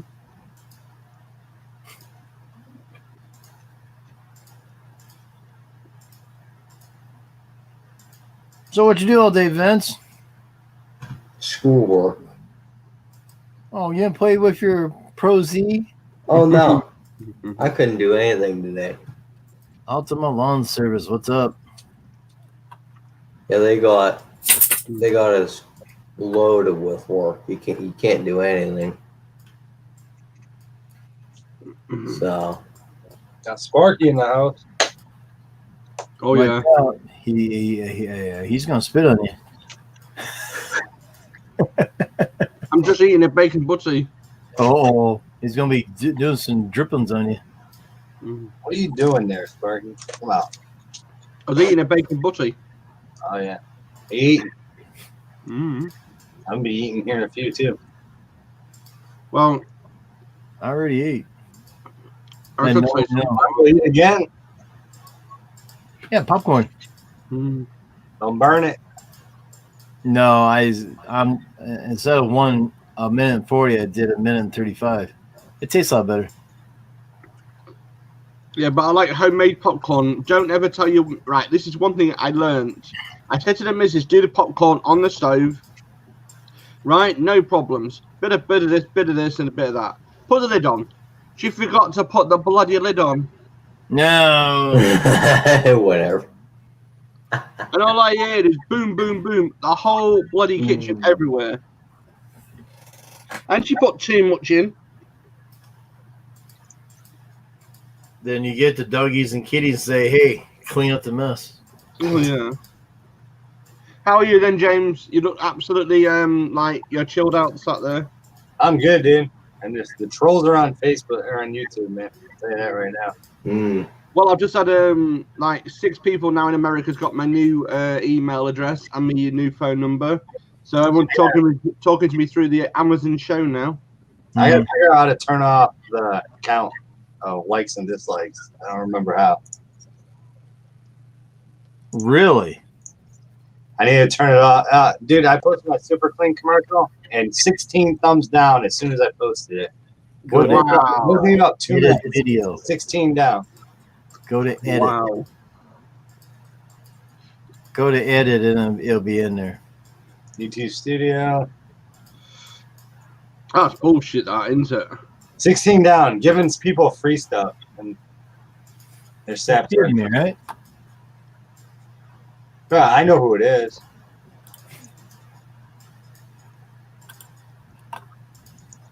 What the hell's it under? I don't see that. I gotta rewatch Claude's video. Yeah. It's been a while since I did it too. Maybe under channel advanced? No. Yeah, it's got to be in the video area. Advanced settings. Nope, not there. Permission, community. So you guys, the agreement. All you got to do is bring up your thing, and underneath down it should say edit video. I got detailed analytics, editor, comments, or subtitles. You hit edit video, and then you scroll down, and somewhere in here, yeah, that's not made for kids. So how is your computer now, Vin? Oh, it's working just fine. Bad update, was it? No, I just had to restart it. It has these issues every once in a while. It's been a while since I did this. Yours is the Dell Intel. Mac. Yeah, it's a Dell. I can't stand Dell. I'm sorry. It's got fucking hell. I'd rather sit on it and just fucking use it as a paperweight. I used to be on the Dell bandwagon years and years ago. the Alienware Dell. Yeah. So I got my old M17X laptop. Edit video. Well, the new Dell i9 or Superbook, or what you want to call it, right? It's only been out 8 weeks and it's been recalled. Hit more and go scroll all the way down to the bottom. It says allow live chat to replay. I guess. What the hell are you under? You hit edit. I'm in edit. Video. Details. Then you hit more when you scroll down. Then you go all the way down to the bottom. Show how many viewers like or dislike. There it is. Yo. I guess. I don't know. No, that was it. It says show how many users like or dislike your video. There you go. On that one. It was in video details. Okay. Yeah, Fecto, guess why it was recalled? Why is that? No thermal paste. Come on, that's elementary. I mean, yeah, no thermal paste, and apparently 3 or 4 of them caught a light. Oh man! About 3.5 grand with a computer caught a light. Jeez, that's crazy. I had a conversation with a good friend of mine about this last night, laughing me head off. I'll give you a like. I see like and dislike, so I see. I don't see no numbers.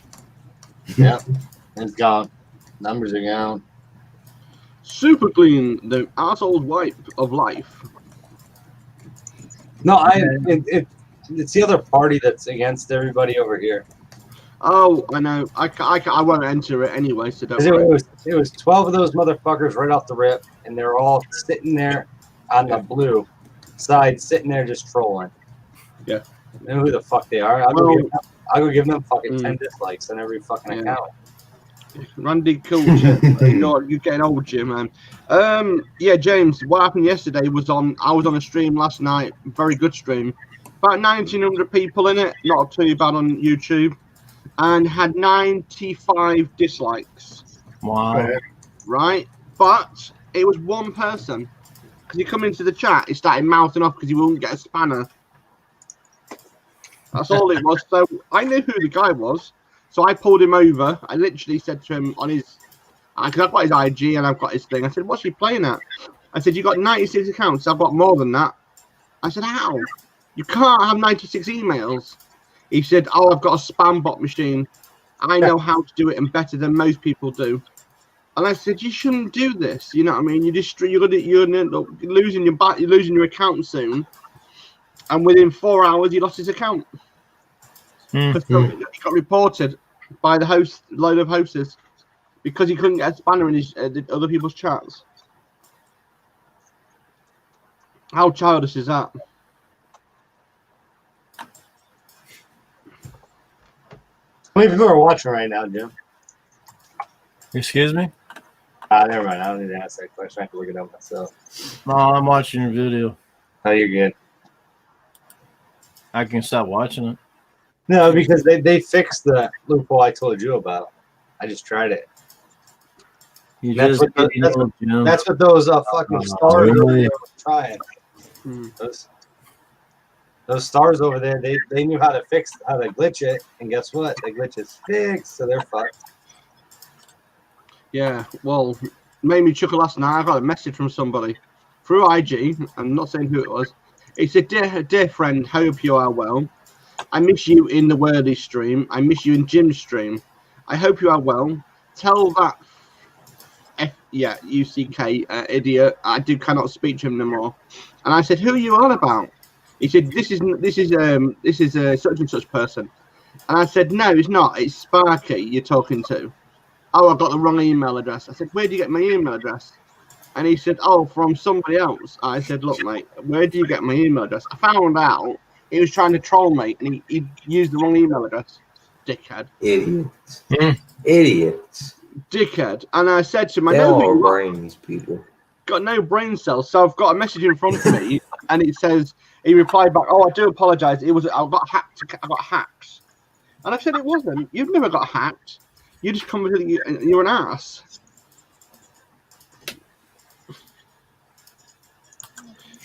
Oh. No, Jim's not getting old. He's getting ready for Santa Claus duties. Yeah. I can always put him in a brig. Oh. Well, I've got to find some new shoes today. Good luck with that one. Size 13 shoes or size 12, and I cannot find any decent ones now because of the lockdown. It's crazy. Big feet for a little guy, huh?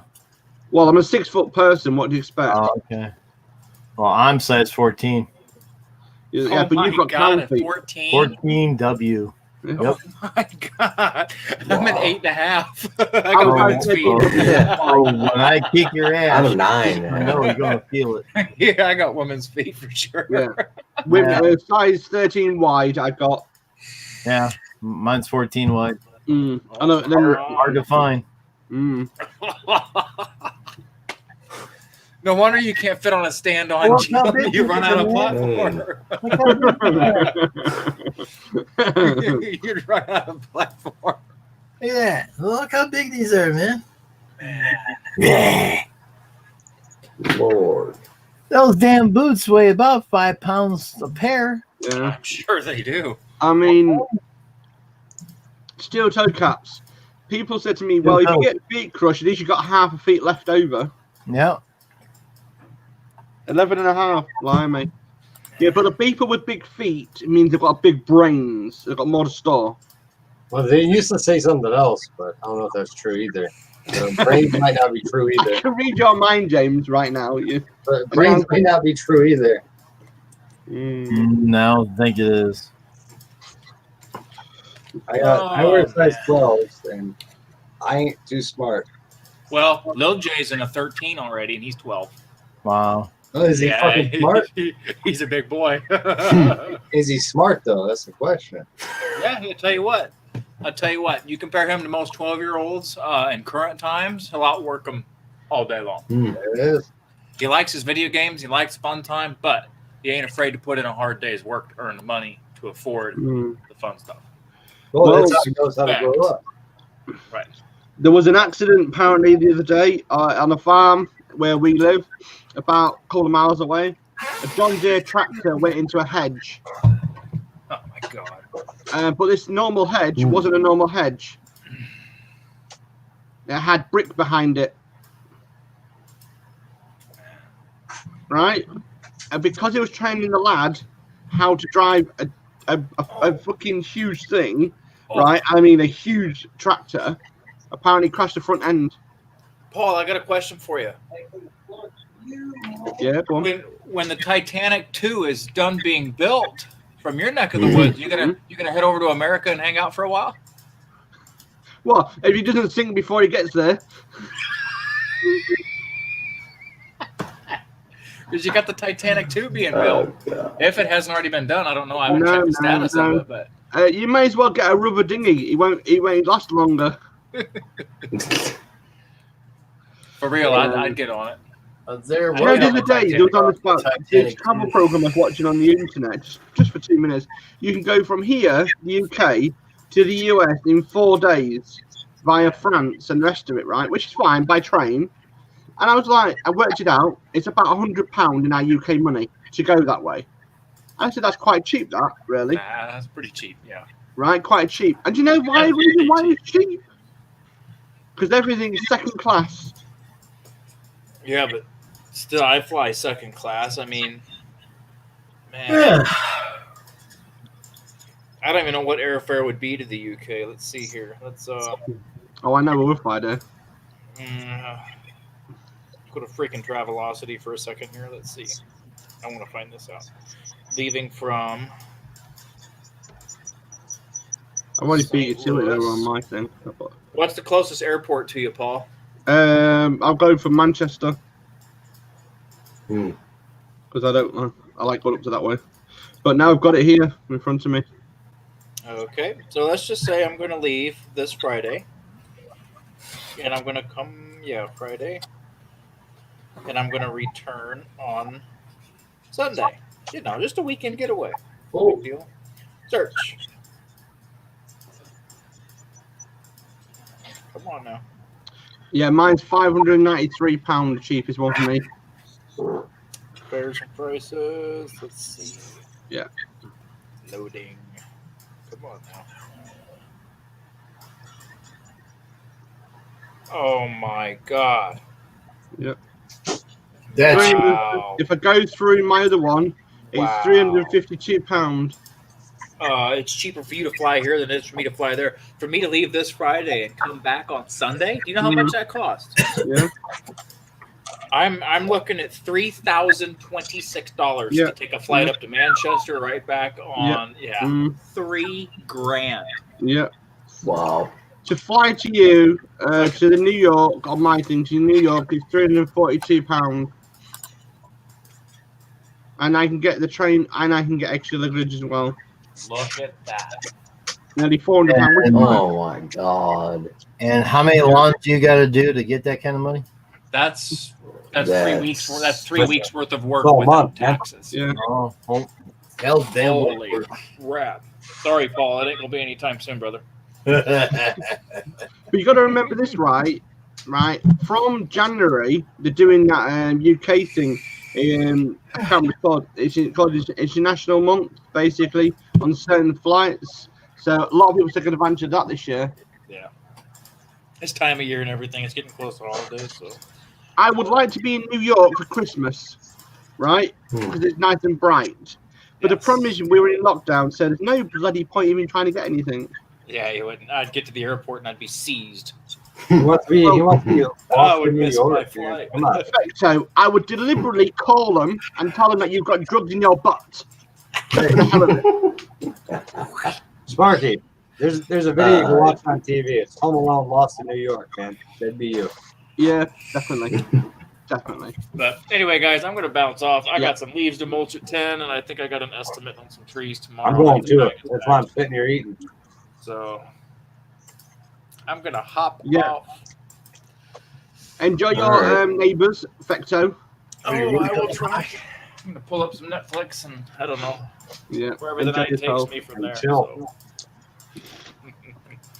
Until next time, everyone. Hey, don't get stuck in Netflix. Last night. It was 6:30 when I went to bed last night. Stay the hell off of Netflix. Oh, I tell you. I don't even have a schedule when it hits one. Yeah, YouTube too. That's what it is. I get caught in deep YouTube, and then I get. Take care of yourselves. Have a good one, Jim. Yeah, See you later. Have a good night. Have a good one. And thank you. Good night. Take care of yourself, everyone. Yeah. Jim's just trying to eat some munchies.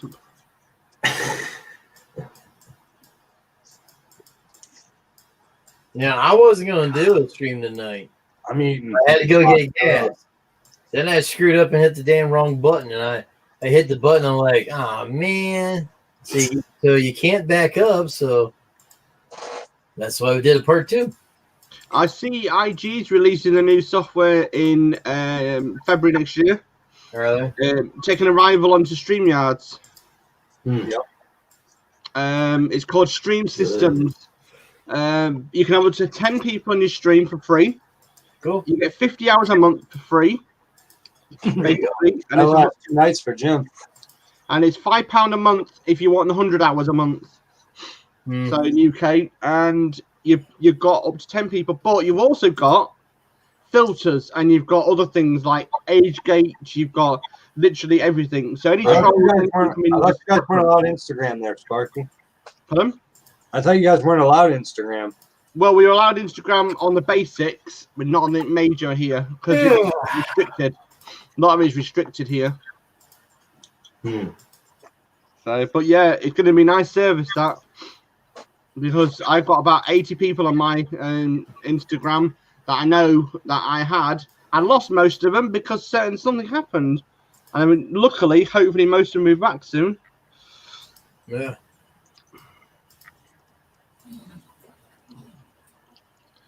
Yeah, it looks like Jim's going to be curled up with his teddy bear tonight soon. I'm going to bed soon too. I got to be up at 6 a.m. Well, I got two boys here that got their hair cut now. Peanut doesn't sleep under the covers. He just shivers all night long. But Pete, that's a different story. Well, you get your excitement out of it, don't you? He's gonna be under the sheets all night. That sucker is. Well, did you do it, or did you get the barbers to do it? I had them both sent out to have it done by a professional, but they always miss hair in the damn dogs. Well, Pete's got on the back of his nose 2 hairs standing up. Mm-hmm. Come on, really? For $50 a dog, they should be able to get all the hair off, you know? I'm running. I catch all you guys later. Vinny, Jim. Take care of yourself, James. James, take care. Later. Have a good one. So, Vince, what are you going to be doing now? We're going to be chilling out? Yeah, just playing American Truck Simulator for a bit. Cool. Oh, dear. So, I guess you want to be a truck driver? Nah. This is something I like to do my off time. I like my Scanners. I like my Volvo trucks. I've been in many of them. Nice. So, yeah, my best mate is a recovery truck driver. So, I did that for weekends. So, yeah, good fun. Yeah. Do not ever get in a truck with a lunatic. Yeah. Who's got a good right foot, doesn't stop the truck when he should stop the truck. Great.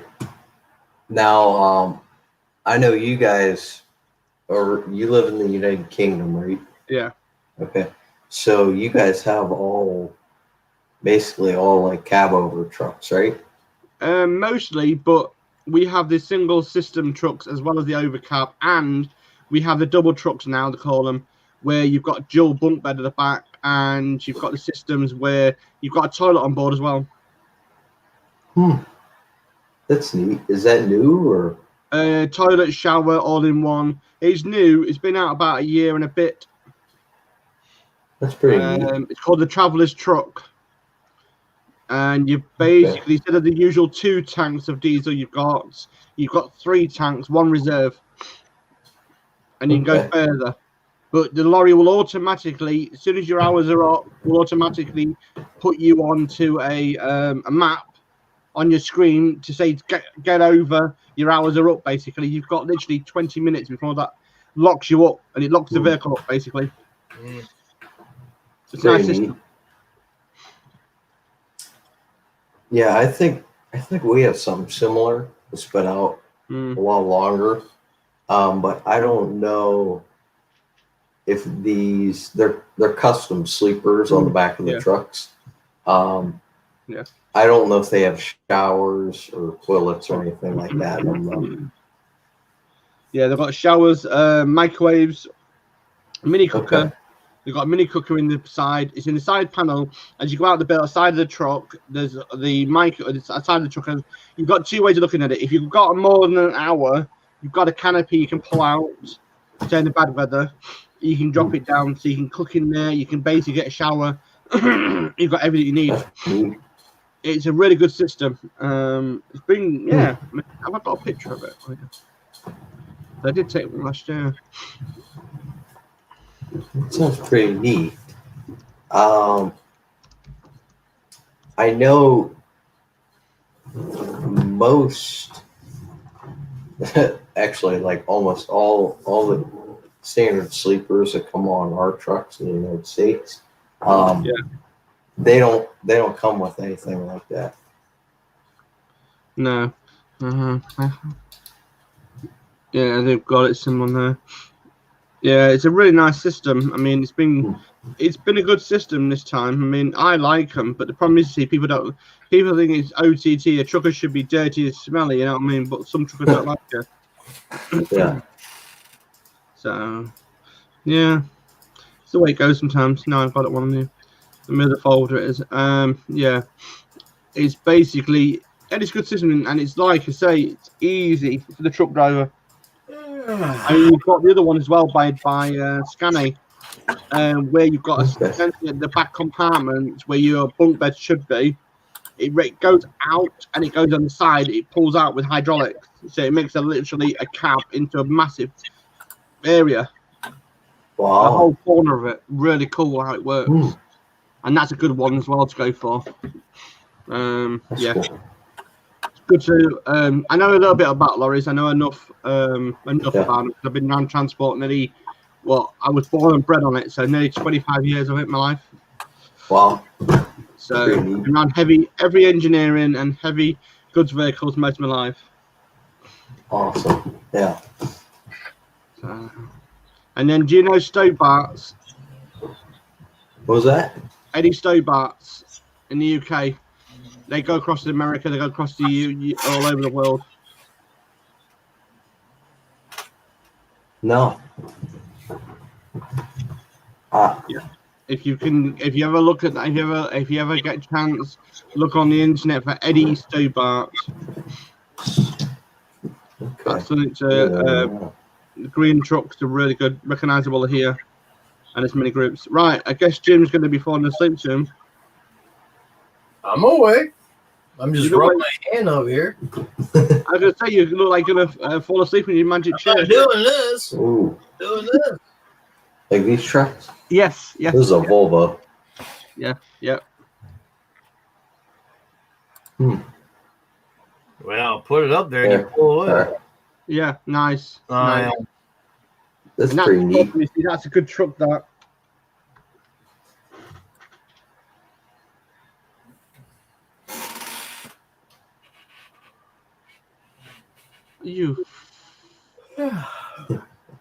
I ate this today. I've got a monitor that doesn't like bloody turning on. I had this the other day, and I need a new monitor, but I'm not spending my extra money on anything this year.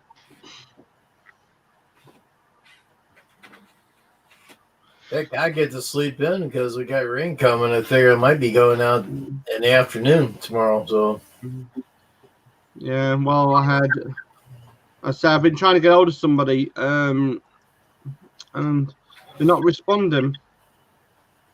That's strange, that. Yeah.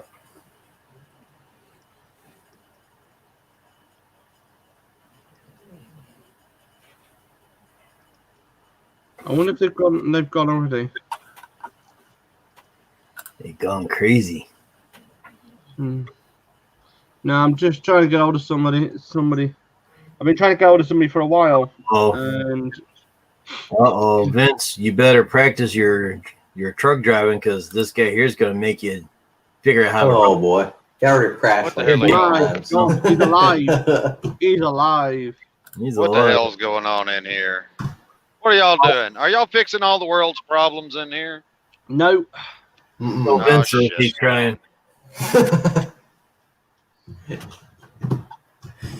There we go. No, I had to damn turn the YouTube off. Mm-hmm. What are y'all doing in here? Chilling out. Not about the old Eddie Stobarts and certain lorries. This thing will crash now. Well, Jim, I think you got rain coming your way. Yeah, my way. Yep. Yeah, if you've got rain coming his way, he'll get his duck out and he'll get the shower sorted. And we're back.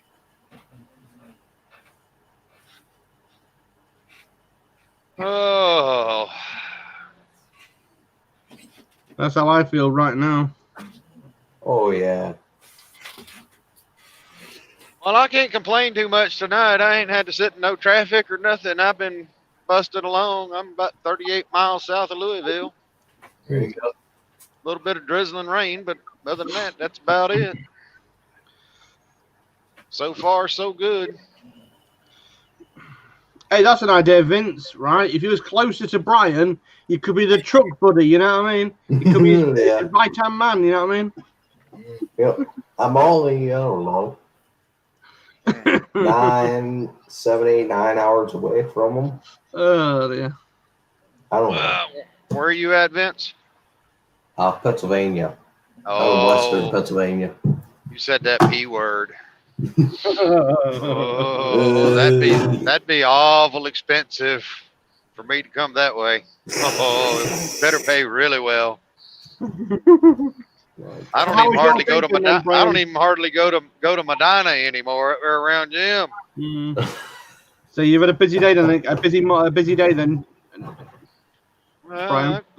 I left out. I don't know what time did I leave. Probably about 6 o'clock or so.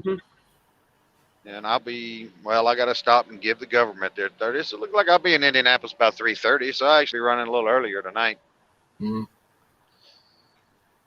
I ain't complaining. Get this trailer dropped, go over to the other location, pick up the other one, and then go try to find me a spot to park. Go wake some lazy ass truck drivers up, tell them get to work, give me their spot. Good up there.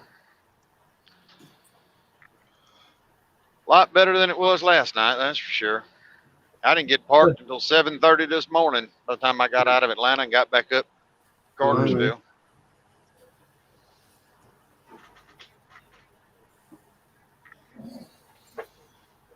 Cool. Jim, did you work today, Jim? Yeah, I worked. You did? I had one more lawn to do, and I couldn't get to it because it got dark. I'm not thinking you might gonna get to it tomorrow. It looks like the rain's coming across that way. Oh yeah, I watched the weather and I got like 3 or 4 streamers coming across. I'm going, well, if it rains during the night and hopefully dries up in the morning, I can go out in the afternoon. Yeah, it looked like Chicago and St. Louis, a line from St. Louis up to Chicago was getting the worst of it. Everything else was just spotty. Yeah, right. That's all this has been. Just enough to make me, turn the damn windshield wiper blades on every few minutes. And more mud on my tires. Yeah. I hate that. Well, what's going on over there in the UK, Sparky? Nothing much. We dog sitted yesterday. Today, cooking mince and tatties and resting because my back's been killing for 4 days and I'm just finally, the painkillers are finally kicking in. Yeah.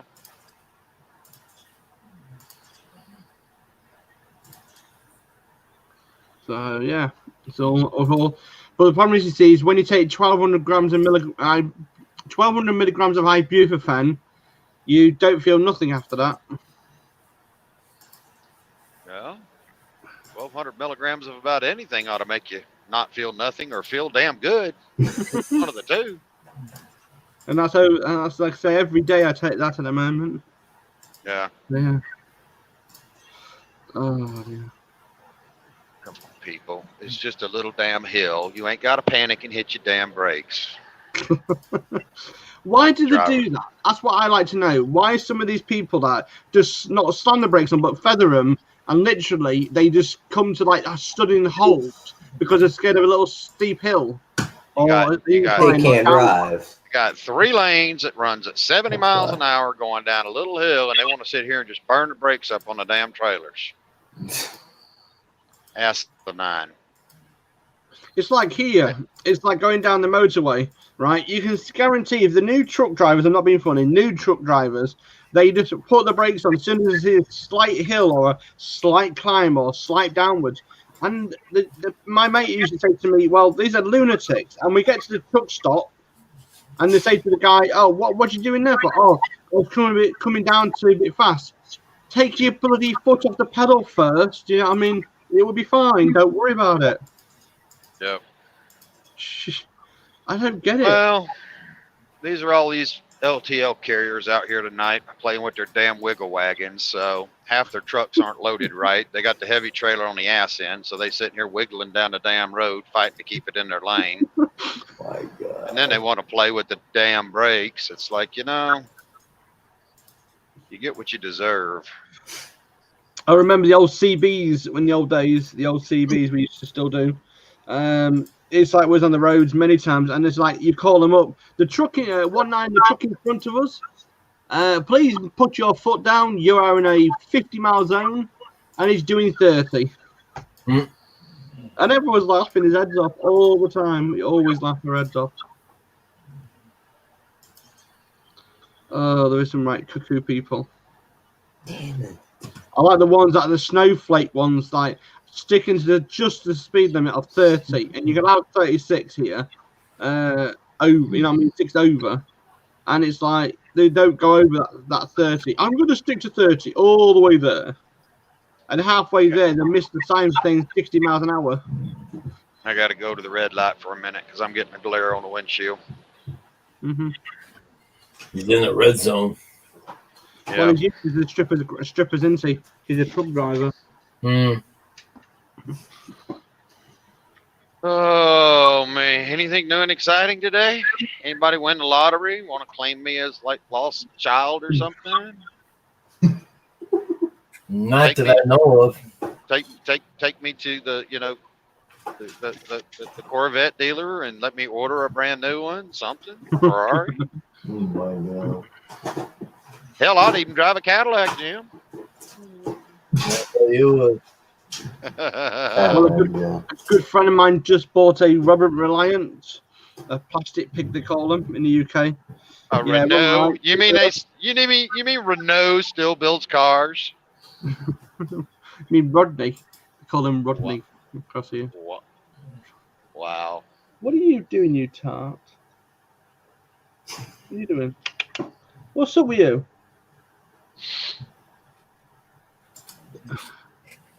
My cat's trying to find food, but she's already got food.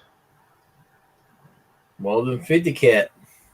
Yeah, but you can only feed him twice a day. If you feed him any more, it look like as fat as Drew.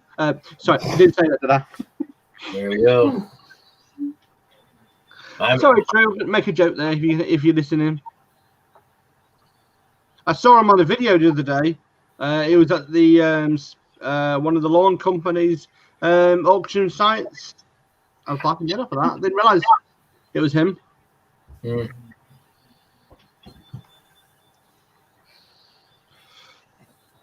Hit him up, rawhide. Keep them duckies rolling, rawhide. Driver, that's the best decision you could have made. Get your ass over where you belong. If you don't get your ass over there, he'll push your ass over there. What's that? You got these guys that want to linger out here in this, we ain't got but 2 lanes. And they want to use this left lane. And they ain't got the ass in their truck. So if they ain't got the ass in their truck, get out of the way. Absolutely. Yeah, I was making a left-hand turn, a right-hand turn. Making a right-hand turn, I got to swing out because truck and trailer. I had a box truck on the other side of the street. He made a right-hand turn, and his bumper, I swear, missed me by that much. And I was thinking, what if his bumper hooks on mine? He's going to be taking me down the street. Mm-hmm. I don't know why they can't sit there while I make my move and keep on going. There's actually a video that I stumbled across a long time ago. And this is out in California, when you're climbing it's called it's Cajon Pass, which comes out of Victor down before you descend into San Bernardino, LA County. Right.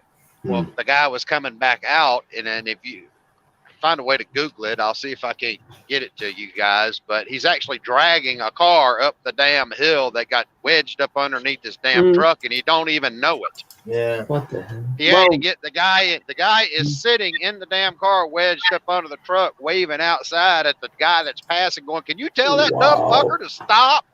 And he's dragging him up the hill. Yeah, there was one here last year. A very, I would say, small car. Basically, the other driver was foreign, literally going normal speed. Everything was fine. The car was cut him up, literally. The driver didn't see him. The truck driver didn't see him at all. Literally, he was too high up, so the car went in front, spun out, and the car was taken down the road at least a mile and a half down the road. Yeah. Until the police stopped him. Said, "You're pushing the car." I'm like, "It's all in the news about it. It's all on the thing." And the driver then said, "Well, sorry, I didn't see." Well, she's in my blind spot. I can't do nothing. Right. So what they've gone and done now is they've fitted cameras all around the vehicle with like a beeping system. So anything gets in front of it, well, he will know about it. I just get a warning on my phone that says heavy precipitation nearby. I'm like, oh boy, if we get wasted tomorrow, I get day off. Well, I think you're probably going to wind up with one because it looks like it's probably going to be lingering. Yeah. Probably into tomorrow before it gets to you. Always does. I get one day off and figure out what to do. I'm going to sleep in. I know that damn much. Yeah. Because last night I stayed on there so late, and as soon as my head hit the pillow, I was out. I hear you. Yeah. That was the same thing for me this morning. When I got parked, I was on the phone with my people, giving them the trailer numbers and stuff. I said, "Enough's enough. Goodbye." And I didn't even roll out of the damn bunk till 5:30. Go get something to eat and crank up and leave again. Yeah, James said that he didn't fall asleep at about 6 o'clock. I said, "What the hell are you doing?" Oh my god! I mean, he was up all night. Yeah, he was on most of the night. Must admit. I asked him why, and he says I just couldn't go to sleep. You know, I got times like that too. I'll be dog ass tired, can't wait to park the truck, just tired, and then just lay back there and watch TV all damn night. Yeah. I had that in nights. And then you got to drive another day, you know. Mm-hmm.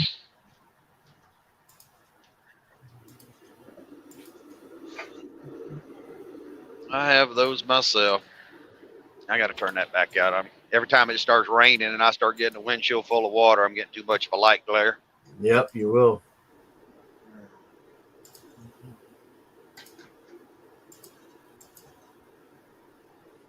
Oh, it's like when I'm driving my truck, I don't have no clear lights on. You just see me or you don't see me. I just go down the street. That's why I put the camera in the front so you can see what's going on out there. Yeah. I should probably put my phone mount up there and do the same thing. That way y'all can see what a real spastic idiot I am out here. You can see all the morons out there. Yeah, this would be here you go, Vince. This would be what not to do on your game. Yeah, there you go. Oh boy. Training film.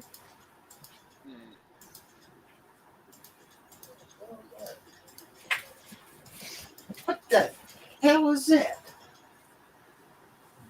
There we go. All right, people, get your ass over. Birds. Hey, who the hell brought the birds in?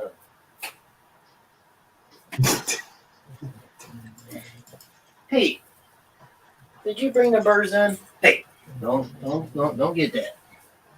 Did you bring the birds in? Boy, that scared the heck out of me. What was that? On my floor, birds. What? Oh, we're getting a free truck wash now. There you go. Hot damn. I thought that was a damn mouse trying to eat my foot. Gosh. Whew.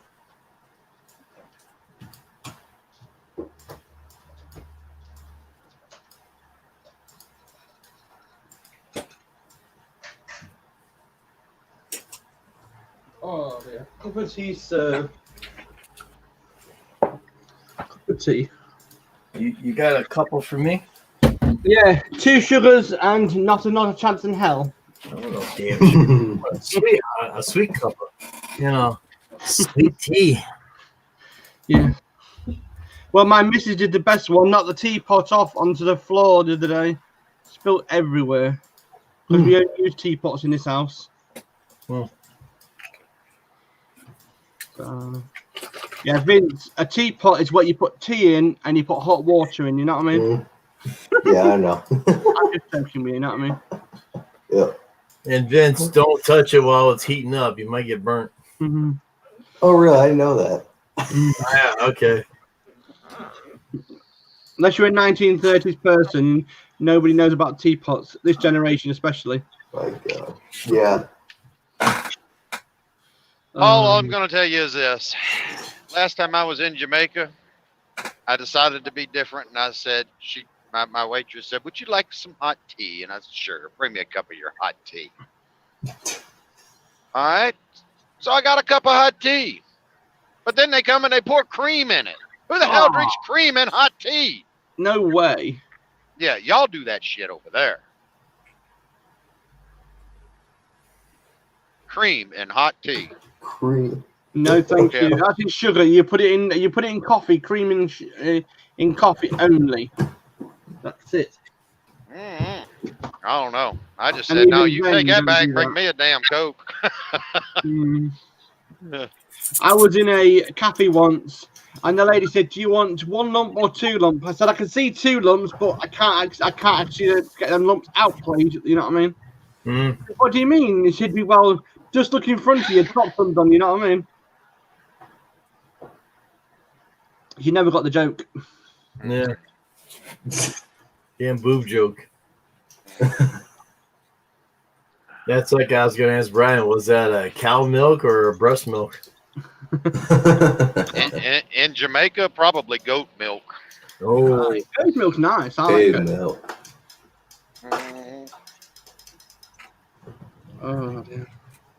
Everywhere you go, even if you go golfing in Jamaica, they got goats on the golf courses. Yep. Yeah. Well, in Bangladesh, they've got goats, cows, or any animals on their golf courses. What? My missus fitted right in there. well, you got to keep the lawn fertilized. You got to keep it growing. It takes a lot of shit to grow grass. Well, you've got plenty of it. Well, I done decided I ain't going nowhere where I can't look some damn waiter in the eyeball and say, bring me a damn cheeseburger.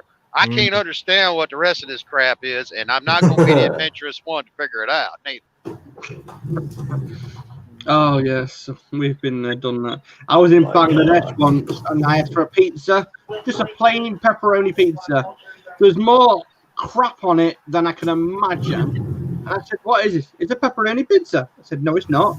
It is. Well, where's the pepperoni? Well, it's this. I said, that's not pepperoni. I said, what is this meat on here?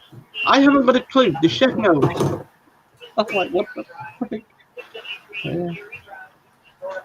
Yeah. And don't even ask them for a pint of water. It's like mud colour. The good old days when you had a laugh and joke, you know what I mean? Yep. But then one thing about Bangladesh I do like, if you do start on a copper across there, or the police, they do bash you over the head with a wooden stick. So, yes. See, Vince is taking after Brian now, look. Driving down the street, you know what I mean? Oh, he's thinking pretty hard down there, I can tell. Oh my gosh. Like I said, whenever you're ready to do the real thing, come on. I'll stand behind you and get the gear shifted, and then I'll lay down and you can hold the wheel. Oh my gosh. No thanks. I'll sit back there and watch TV. I'll even get you one of them little chauffeur hats to wear. Oh my god.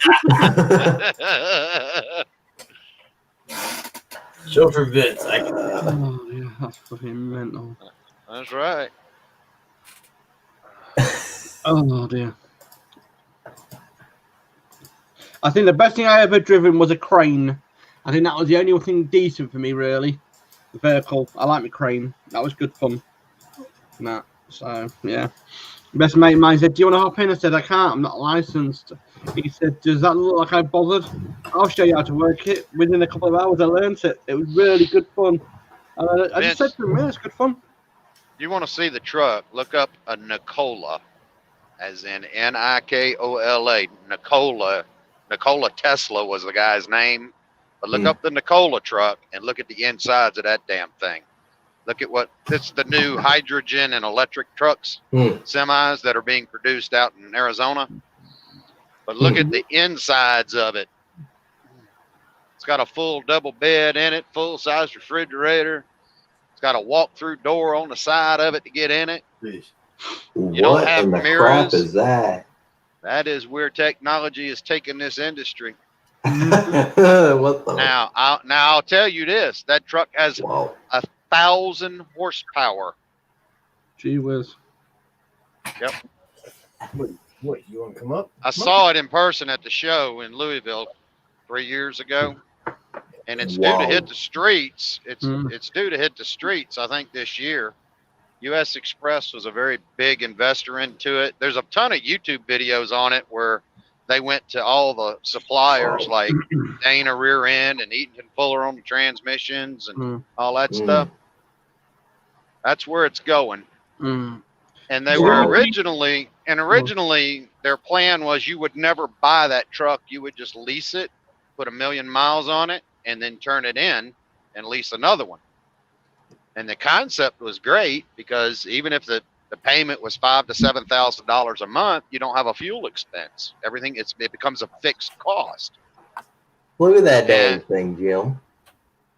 And then they signed up Ryder. Ryder Truck Rental is actually the nationwide sales and service support for it. Yeah, what was I going to say? You're going dark. Yeah. That is just amazing. That thing generates 1,000 horsepower. It can take this load I got right here, which I'm running at about 78,000 pounds on this one. It can take that load up the Rockies at full highway speeds and not even think about hesitating. Really? Yep. Wow. In the UK, we've got something called GPS, a company. They've just brought out another vehicle about 8 weeks ago. And basically, it's called cab relief. They call it cab. So the cab of it will go to the depot and get dropped off like a normal lorry, right? Yeah. But there's only one difference. It will only take one size apparently. So they said, "Oh, sod this. We'll make some tracks and everything to make it bigger." So they can go from one size to another size. So it's one lorry and it's shipping the vehicle, well, the actual container around. And the really looks good. But the only problem I've got with it is when you take the other the lorry off, they take the cab off, the actual the back portion of it, it looks like a bloody lorry. And it's like, well, what's the concept of that? Why? They said it's easier and we can put that in a warehouse and then somebody can pick it up and put it straight back on the lorry. I said you can do that now with shipping containers. Yep. So what's the concept? No difference. There is apparently difference. Apparently you can press a button and then 8 wheels will come out of this pod underneath it, and they can wheel it around the warehouse, and then they can just get all the parcels. Yep. How stupid is this? You know what I mean? The 6-foot fucking trailer. They're coming up with all kinds of innovations. Oh yeah. If you want to see you want to see the big sleeper trucks, the custom jobs, you look up ARI Sleeper. They're the ones that build those sleepers that go on those conventional Peterbilts and Kenworths and stuff that are a city block long. Awesome. Well, if you ever go to the truck show, they'll let you walk through them, but those start at about $235,000. Yeah, the one they've just come out here, Scania's, I think it's Scania. It's got a shower on the side, and it's got a microwave oven, toilet all in basically, and it's an extendable cab. So as soon as you drop your load off, you extend it out. Apparently, and apparently the concept is working very well for them. And it's got 3 tanks instead of 2 tanks. Yeah. So they've got a tank for water as well, for shower. So it's like you can go for 4 or 5 days solid, basically with your hours, and literally you're only allowed to drive an hour, 30 hours in the UK as well. So you know what I mean? As soon as that hours come up, your screen starts flashing. You've got like 20 minutes to find somewhere, or like an hour to find somewhere. And it's like, they don't like it. They like to go back to the old-fashioned way.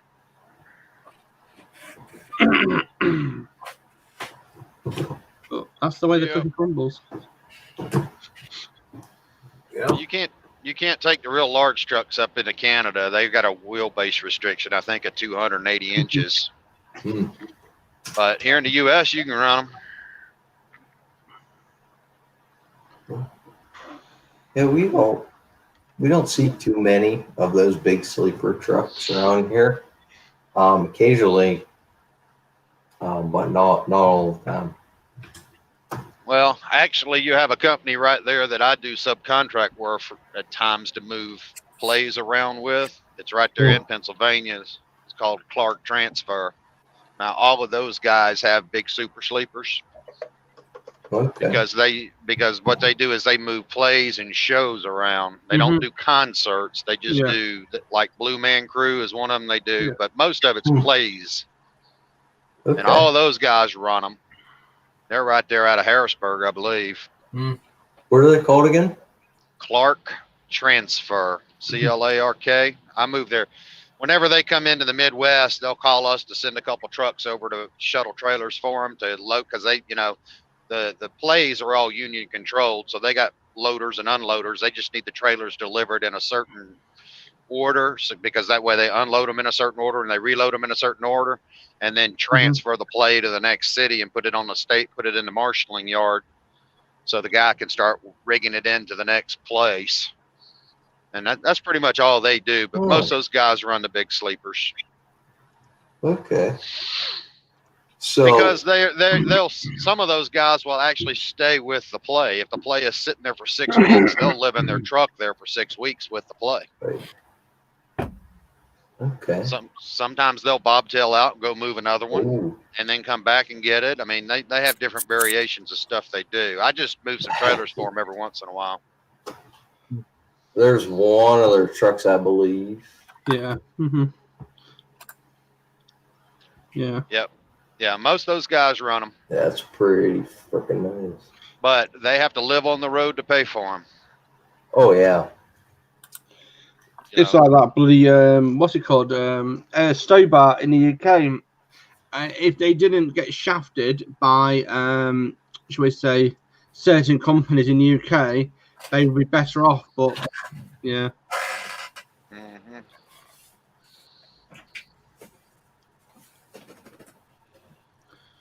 Oh, my body today. Oh. I feel rough. Oh. Jim, I think they said it's going to be, I think India and all that's supposed to go down about 30 degrees here Friday night. Blimey. So that means that y'all probably going to start cooling down pretty quick. Yeah, it's supposed to. I think on Thursday it's supposed to be down in the 50s, the high. Yeah. Back to the coveralls. Your season ought to be about. When's your season going to end for you? I keep mowing until the end of November. Oh. And I had so far 2 customers, one yesterday and one today, and they says, "Why are you here?" I says, "To mow the weeds up." "Well, I thought you got done." I says, "I mowed last week." "Yeah, I know, but I thought that was the last mow." I says, "No, we go to the end of November. We've been doing that for 40 years, so I don't know why they can't figure it out." Well, the other day somebody said when America gets their snow, we get snow 8 weeks later. And it's like a couple trucks from a country concert I went to. Yeah. I think it was last year. You want a cookie? Your company that does that is Extreme out of Nashville, and then you have Upstaging out of Chicago. They do a lot of the concerts. They do the rigging of the lighting and the stages and all that stuff. Okay. They drive red Peterbilts. That's pretty cool. I can know that. You have to be willing to live on the road when you're going to run that game. Yeah. Literally live on the road, because every other night that show's moving. Right. And it has to go. There's too many millions of dollars worth of tickets that's been sold and stuff that that show has to go. No questions asked. Right. But you go on tour. You work for companies like that, you actually go on tour. It's the same with Clark. You go on tour and you stay for months on end. I thought about doing it, a few years back, but then I just said, I don't want to live in the damn truck. Right. I enjoy getting out of it. Yeah. Yeah, but do you have a family or anything then, Brian?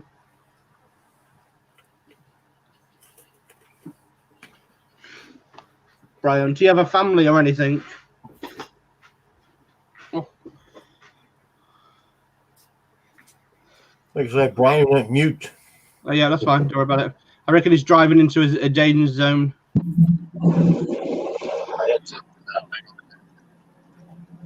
Yeah, that's fine.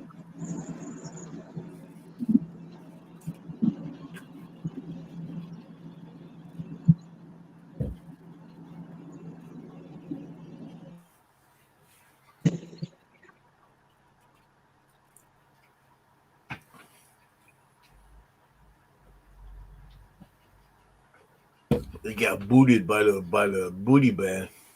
Yeah. It happens when you're on the road.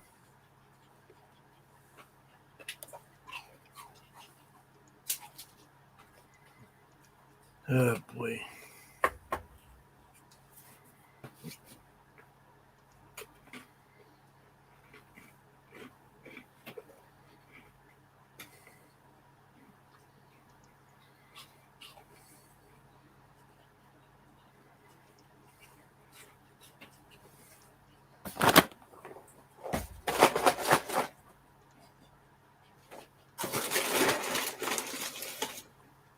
Problem with vanilla wafers, you eat one, you can't stop. Oh my gosh, I haven't had those in such a long time. They're really making me feel older. I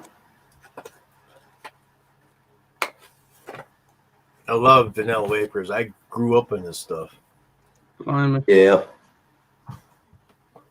I can sit here and eat these one at a time, no problem. Oh, he's back. Can you hear me now?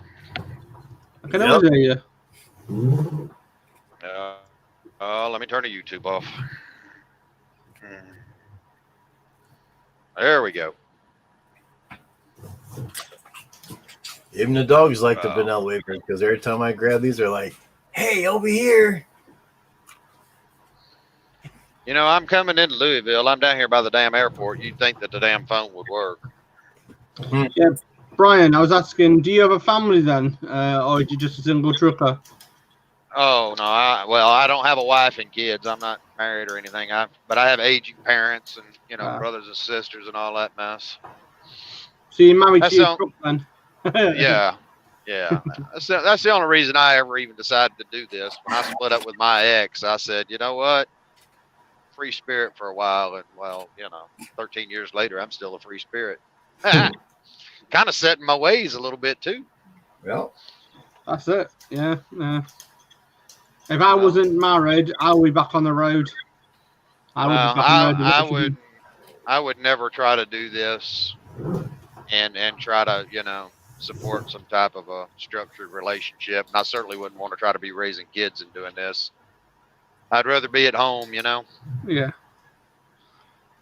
Definitely. Truck's a little bit too small to have a wife on board for me.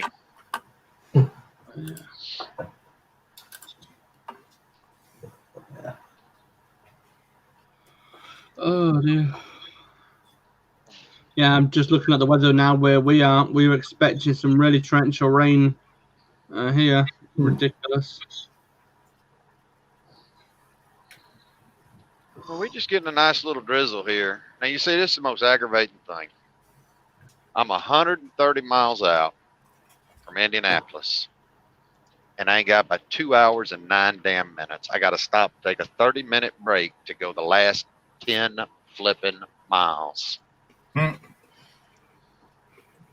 How stupid and how crazy can you be? Bureaucracy at its finest. Yeah. Don't forget, the people that make these rules up don't actually truck drive and they don't actually understand the roads. Oh, I'd love to take the FMCSA and make every damn one of them spend 6 months out here on the damn road. That's the problem. This will probably become the easiest industry in the world to work in then. That's the hardest thing here. It's like a bus driver at the moment. he can only do one journey one way, and then halfway back he has to change over drivers, and he has an hour rest, which is fine. The only issue with that is he's got 10 minutes to get to like a 40-mile destination to get to another calling point. I mean, he's stressing out every single time to get there. That's all the E-Log has done, is just forced everybody to drive faster. Because, you know, it's not just about just getting point A to point B. Is remember, we still got to park. We got to park these son of a bitches somewhere when we're done, too, you know? And more and more states are getting on us about, you know, using entrance ramps and exit ramps and all that kind of stuff. There's a whole nother hidden side to this that you don't really see till you're out here in it. So that's one of the reasons that I really enjoy driving these hours, is because, you know, when I get done, I'm going to the truck stop and everybody else is waking up going to their delivery. So I got my pick a parking spot. And, you know, I don't have to fight with all that. When I'm running normal during the day, usually by 3 or 4 o'clock in the afternoon, I'm already in a parking spot somewhere. I'll try to run from about 3 o'clock in the morning to about 3 in the afternoon. Because it's gotten down to where parking spots are about $18 to $20 a pop a night now for the reserve spots at the truck stops. Yep. It's $20 to go in there and get you a fast food meal. It's $12 or $14, depending on where you're at. If you're going to take a shower and you don't have points on your card. So you can see where this could add up to be a very expensive arrangement if you don't have everything kind of set up right. Well, the chap I used to help out for British Rail, and when he used to go on the roads, if he had to stay anywhere at night time, he used to stay in the cab. But if he had a friend over or a trucking mate with him, he used to get one of them like inflatable like tent things, and literally he used to go on the verge as a camper. I had no problems at all until they got rid of the freaking grass around the bloody truck stop. You know what I mean? How stupid is that? Wow.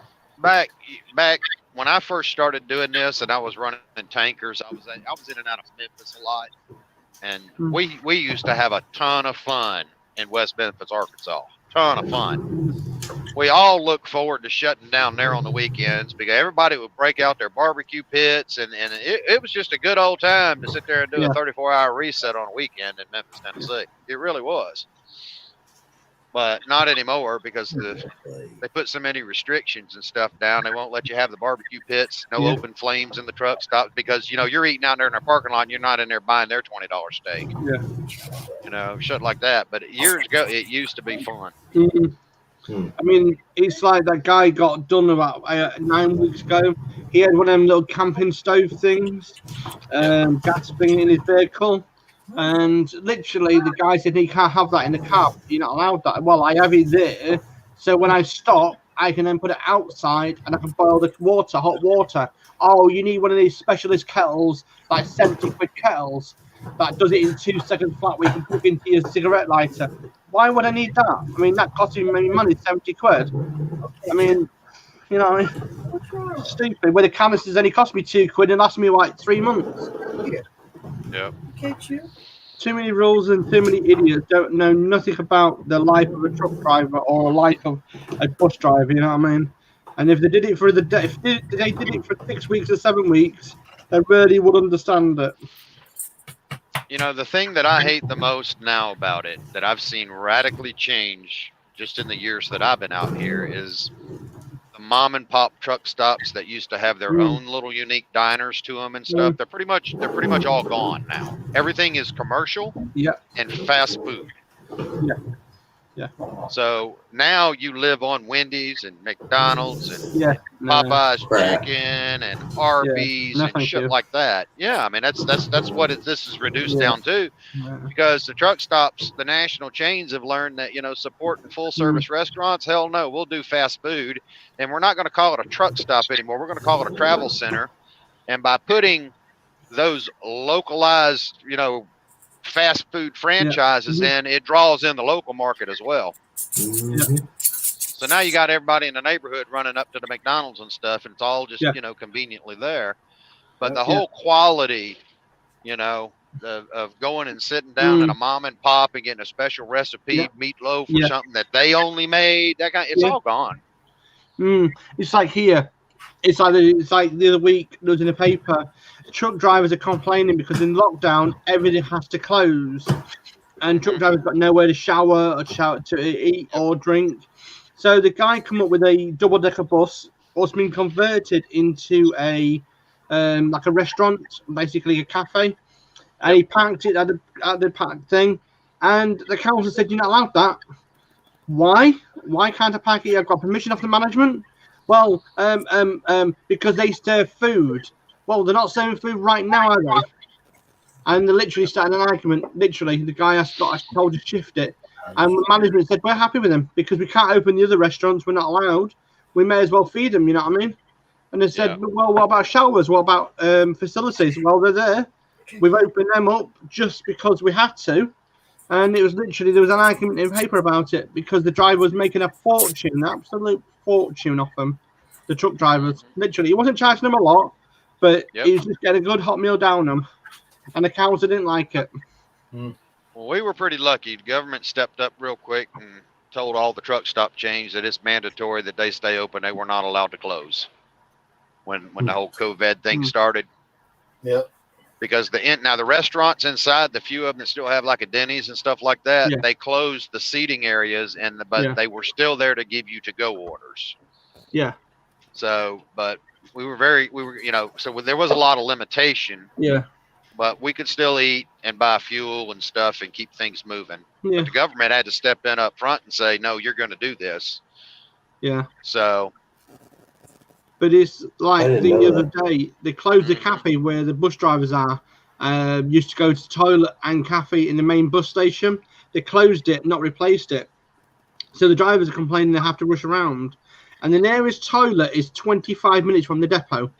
So the depot doesn't have them proper ones. And because of this gender race, and there's like a cross-dresser or a transvestite or something stupid, they have to have 3 toilets. How stupid can you be? 3. Yes. Oh my God. Because you've got one, men and women, and the unknown. It's called unknown toilet. The unknown.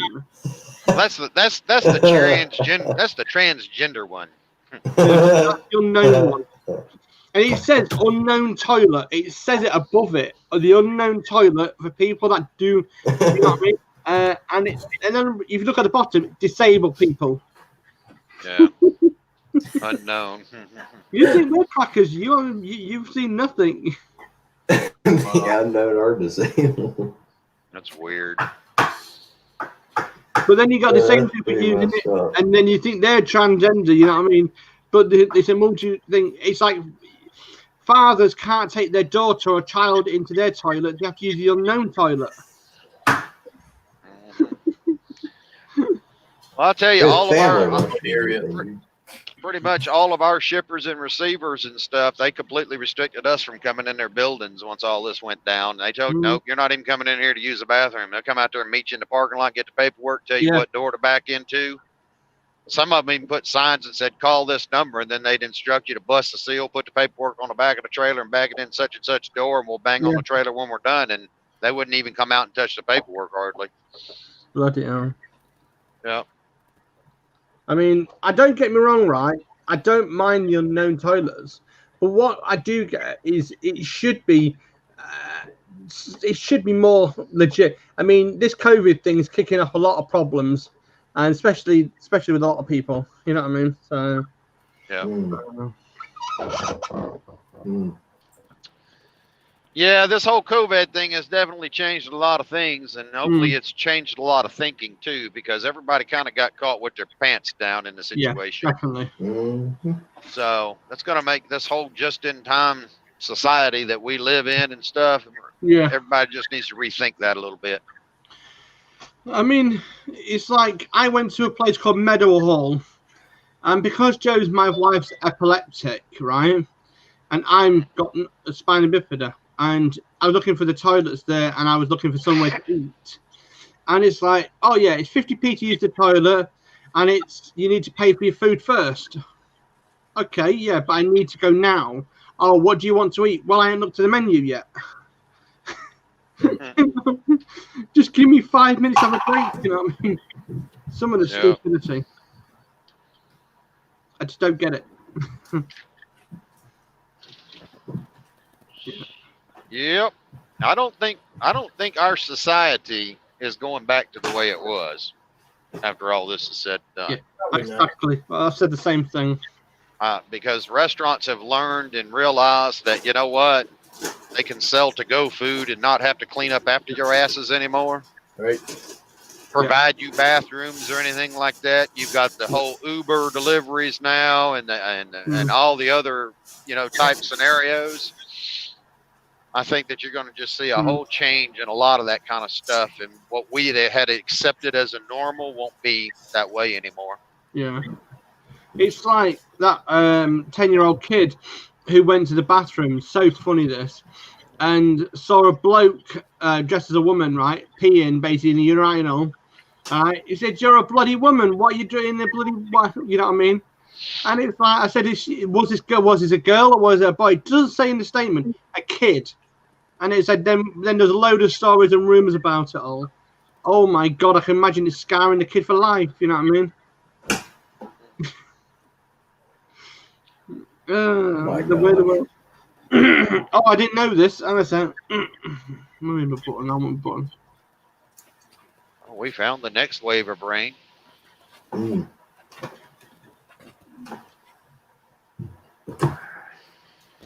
It's coming your way, Jim. It's in Indiana, heading your way. Yeah, no, I've been watching radar. It's the streamers getting closer. Sorry about that. This is something for Brian to laugh at. Right, we're going through Brexit in the UK, something called Brexit, which is fine. And they're short of lorry drivers. They're short of lorry drivers here. They're short what drivers? Lorry, HGV drivers, lorries. Oh, vehicles, okay. Trucks, you call them. It says here, right, food giants have confirmed that they're short by 70% of the drivers to cover the UK food national services. Crazy, absolute nuts. Because nobody wants to work the jobs. Nobody.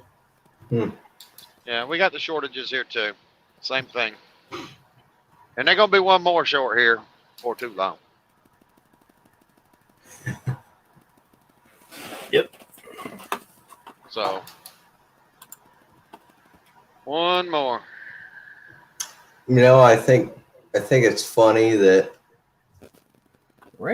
people are out there saying, we don't have, enough jobs or anything like that.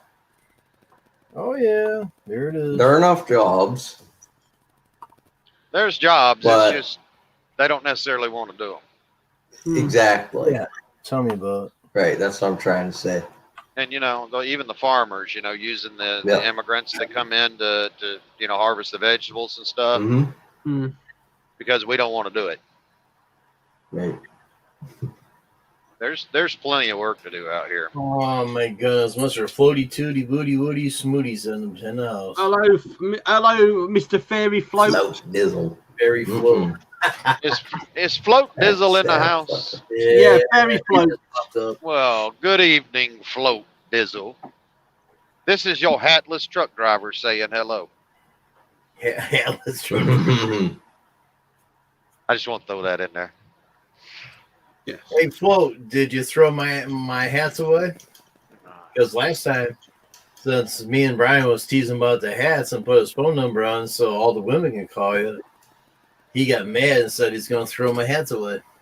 Why do you do that? But don't forget one thing about Float, right? He's like Tinkerbell. He only pops in when he needs to pop in. Yeah, he's a popper, all right. He's popping in and popping out. I just don't know what, but he's always in and out. Yeah. That's normal. Yeah. Oh. I'm going to make it down there to Dodge City one day and break bread with him. I'm going to let him take me out to that big old fancy steakhouse I know he's got down there and pull his credit card out.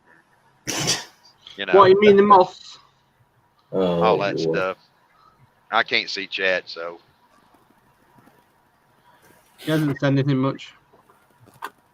Well, when he first came on, he says, "Look at those sap suckers." Uh-huh. Oh, now he says, "Do you want the truth?" We always want the truth. Then We just don't know if we can handle the truth. Yeah, you can't handle the truth. Yeah. And Dean came in and said, "Hey guys, what's up from Florida?" What's going on, Florida? Yep. Robbie Rain. All I can say to everyone else is it's crazy weather at the moment. We've got. Well, tell me about it. Everything was starting to dry up. Now we're getting peed on again. Yeah, but Jim, you've always been a big wet drip, Jim. Well, that's what they said about you too, but I never said it to. Yeah, that's what she said. That's what she said. I'm just catching up with the news around my area. No, I didn't. Float says, "No, I didn't, Jim. That's my work hat. There you go. They'll keep you safe with all that reflective tape on that hat." Mr. Spunky? Really? Dear, spooky. Yeah. Well, Float, at least that's one good thing, mate. I can safely say one thing. You like Tinkerbell. You keep popping in and out chats. I saw you on the other DD one the other day. I saw that one. Float's everywhere. He's like me. He's everywhere. Floating around. Definitely. Well, if that was a DD channel, he just loves the double Ds. That's what I'm saying. Yeah. Spunky Sparky, Float says. Spunky Sparky. No, I'm just a normal guy, like having fun in the world. So my brain kicks in. DD, what's that? I don't know. That's what he was saying. Yeah, I'll IG you that one day. I don't pronounce people. I don't promote other people's channel on this channel.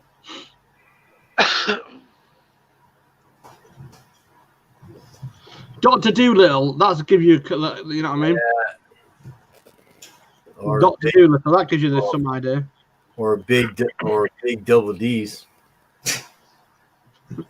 You gotta laugh at it, you know what I mean? Yep. If you've never had DD before, I guarantee you need it. You only get a pair of them, I'm afraid. When you get smothered by WDs, you're gonna really catch your breath then. Oh dear. Oh dear. And Vince down there thinking about it. Oh yeah, yeah. Trading there. There ain't nothing like motorboating and coming up with two black eyes.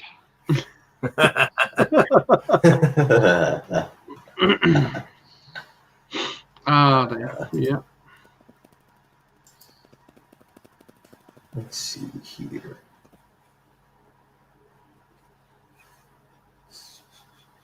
Oh, Boo Man loads that skeleton in the shower again. I think that's a good photograph. It reminds me of somebody. Certainly ain't me. No, definitely not you. No, not definitely me. Maybe Vince since he's skinny. You are.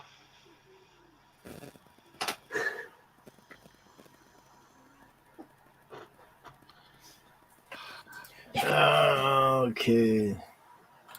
Volt says, I always feel the love when I come here.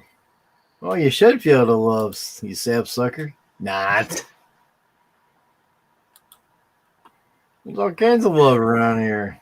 Absolutely. Dang.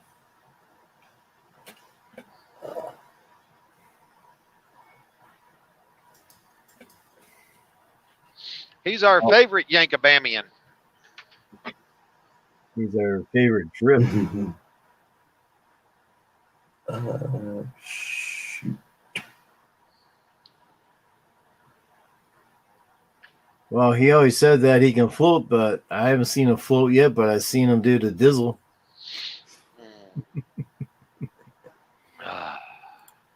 Now we got a smiley face there.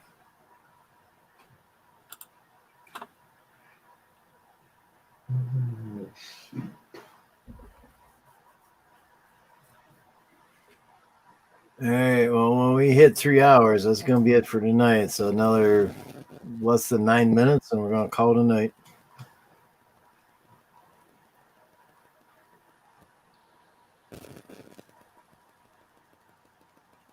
You been on 3 hours? Good Lord.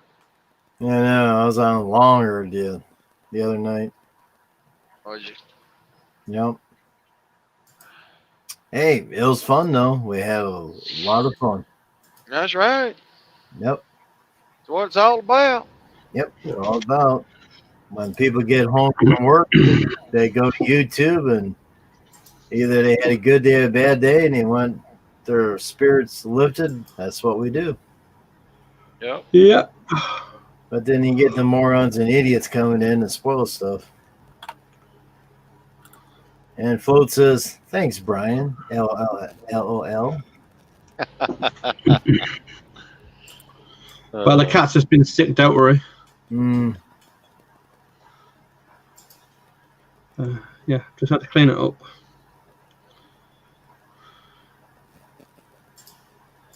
I don't mind. You should put LOD, long overdue.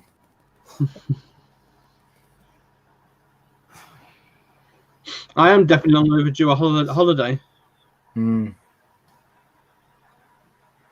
So when is Veterans Day? Wednesday, I think. Tomorrow, isn't it? Yeah, tomorrow.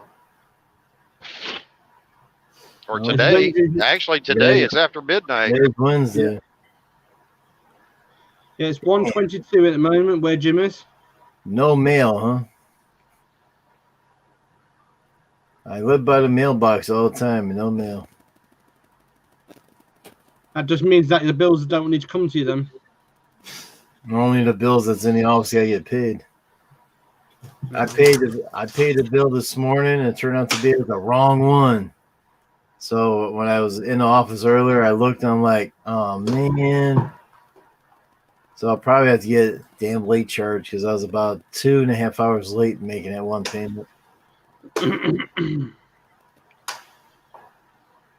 It's kind of hard to make a payment at 5 o'clock when you get done mowing at 6:30. Yeah.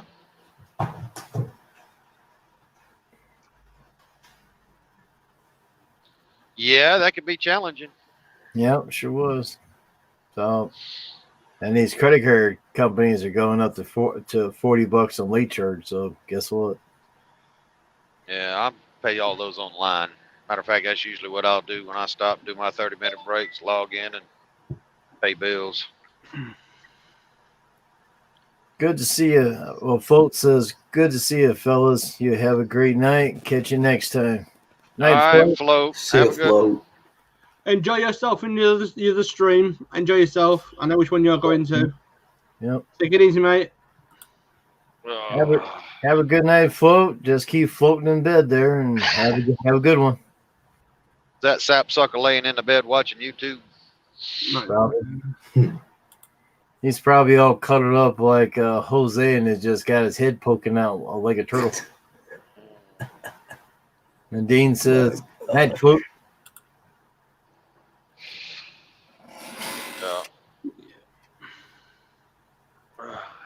Well, at least one thing, Kermit the Frog's gone off to bed now. Yeah, Pete went to bed too. He says, I'm out of here. I only have 4 kind of moods, you know what I mean? I need coffee for the first mood. Second thing is I need a nap. Third mood is I need a vacation. And fourth one, I need a duct tape and rope and a shovel.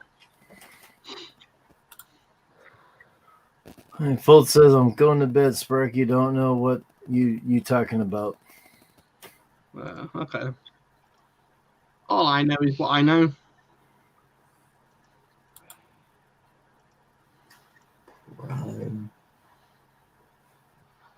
Oh, dear.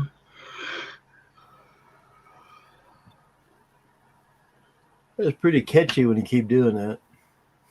What you mean that? Trying to Well, I've been awake most of the bloody night. I've got insomnia. And it's doing my boxing. Yeah, box, huh? Doing my boxing. It is. Yeah. And it doesn't help when you've got no, shall we say, no support network to help you.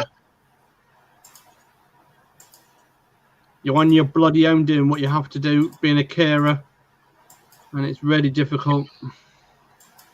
Yep. Everything's on your shoulders, and you got to do it all yourself.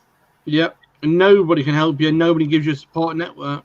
The government doesn't give a monkeys, and the support network you had are sadly gone. Yeah, it sucks. It's like they've just removed the furlough system for the disabled, and that's gone nuts as well. So the whole world's gone bloody crap. Did I read the other day that Boris shut y'all down till December or something? Yeah, well, they put us basically locked down until December the 2nd or the 5th, whichever it was. The only problem is they have not given the disabled any extra money this year. This time around, this lockdown. So we are surviving on what we had, but because of me and Joe being disabled, they got rid of the extra money and extra help. So we're on our own now. Yeah. Stupid. So yeah, nothing we can do about it. I mean, they've literally. I know somebody around me at the moment is living on £1.76 a day for food. Wow. Yes. And they've got no family. Well, they've got family, but the family can't help them because they can't meet up like they should do because of lockdown. Yeah. Me personally, I'm just under that for two of us. And that's crazy. Yeah. And that's what the government does. And it's like, we don't get anything now until the 23rd of December. Wow. And that's how it is. And this is what the government thinks. This government is absolutely sugary at doing, leaving people without nothing. So, yeah. Luckily, we've got food bank in our local town. And luckily, we've got little things ready to go.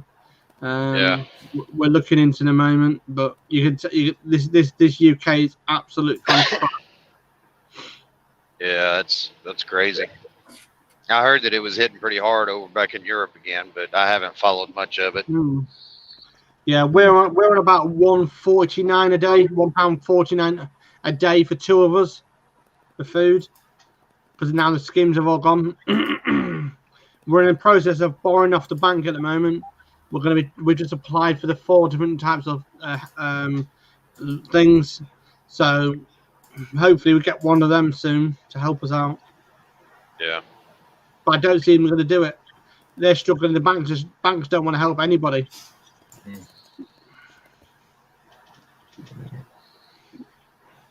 Yeah. But that's the way the cookie crumbles. Yeah. Nothing we can do about it. I mean, my best mate said, I set a GoFund up for you. No, I don't want that. I don't want help. I do not need it. I'll fight through this. I've fighted it nearly 2.5 years.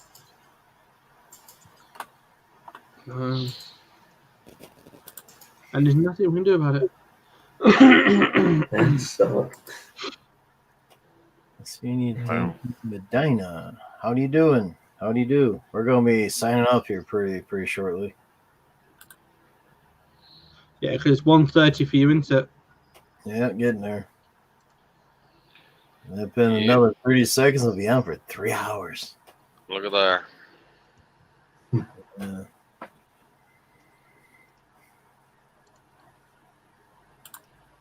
Yep, that sucks. It sucks. It's like a certain friend of mine, well, still good friends, but certain friends of mine said the other day, he said, well, we can all set this up for you and set this up for the people. I said, anything you set up is only going to help just, but I do think that we are now officially in the UK, we're in poverty, and like the food bank will only last us a week, and fridge is empty, the cupboards are empty, and that's it. People just don't realize how difficult this thing is with the COVID. Until you've been through it, you can't do anything about it. Night, Dean. Take it easy. Night, Dean. Thanks for coming in. See you, Dean. See you down the stream. See you, Dean. Yep. I think we're all going to go to bed here now. Time to hit the hay and see how see how wet we get later. Well, it's coming for you. But I will tell you this: I still got the window cracked, and it's the temperature out there is still pretty good. So it's just I think temperature-wise you'll be fine. But it looks like you got some water. Yeah. When I went to the bank, I mean the temperature in the truck was saying 71. Yeah. I don't know what it is now, but it's probably, I don't know. We'll see what the phone here says. I had to get up. I woke up about noontime and cranked the truck up, turned the air conditioning on because it started getting a little warm in here, parked down there in Georgia.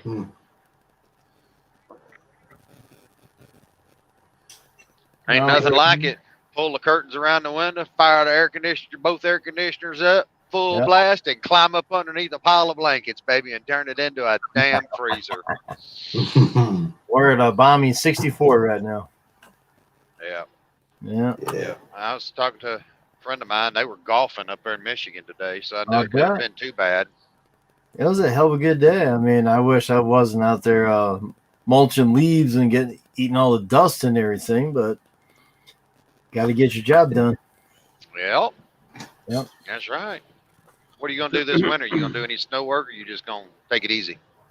Oh, I'll be doing snow work, unfortunately. Well, that's why you call it snowman.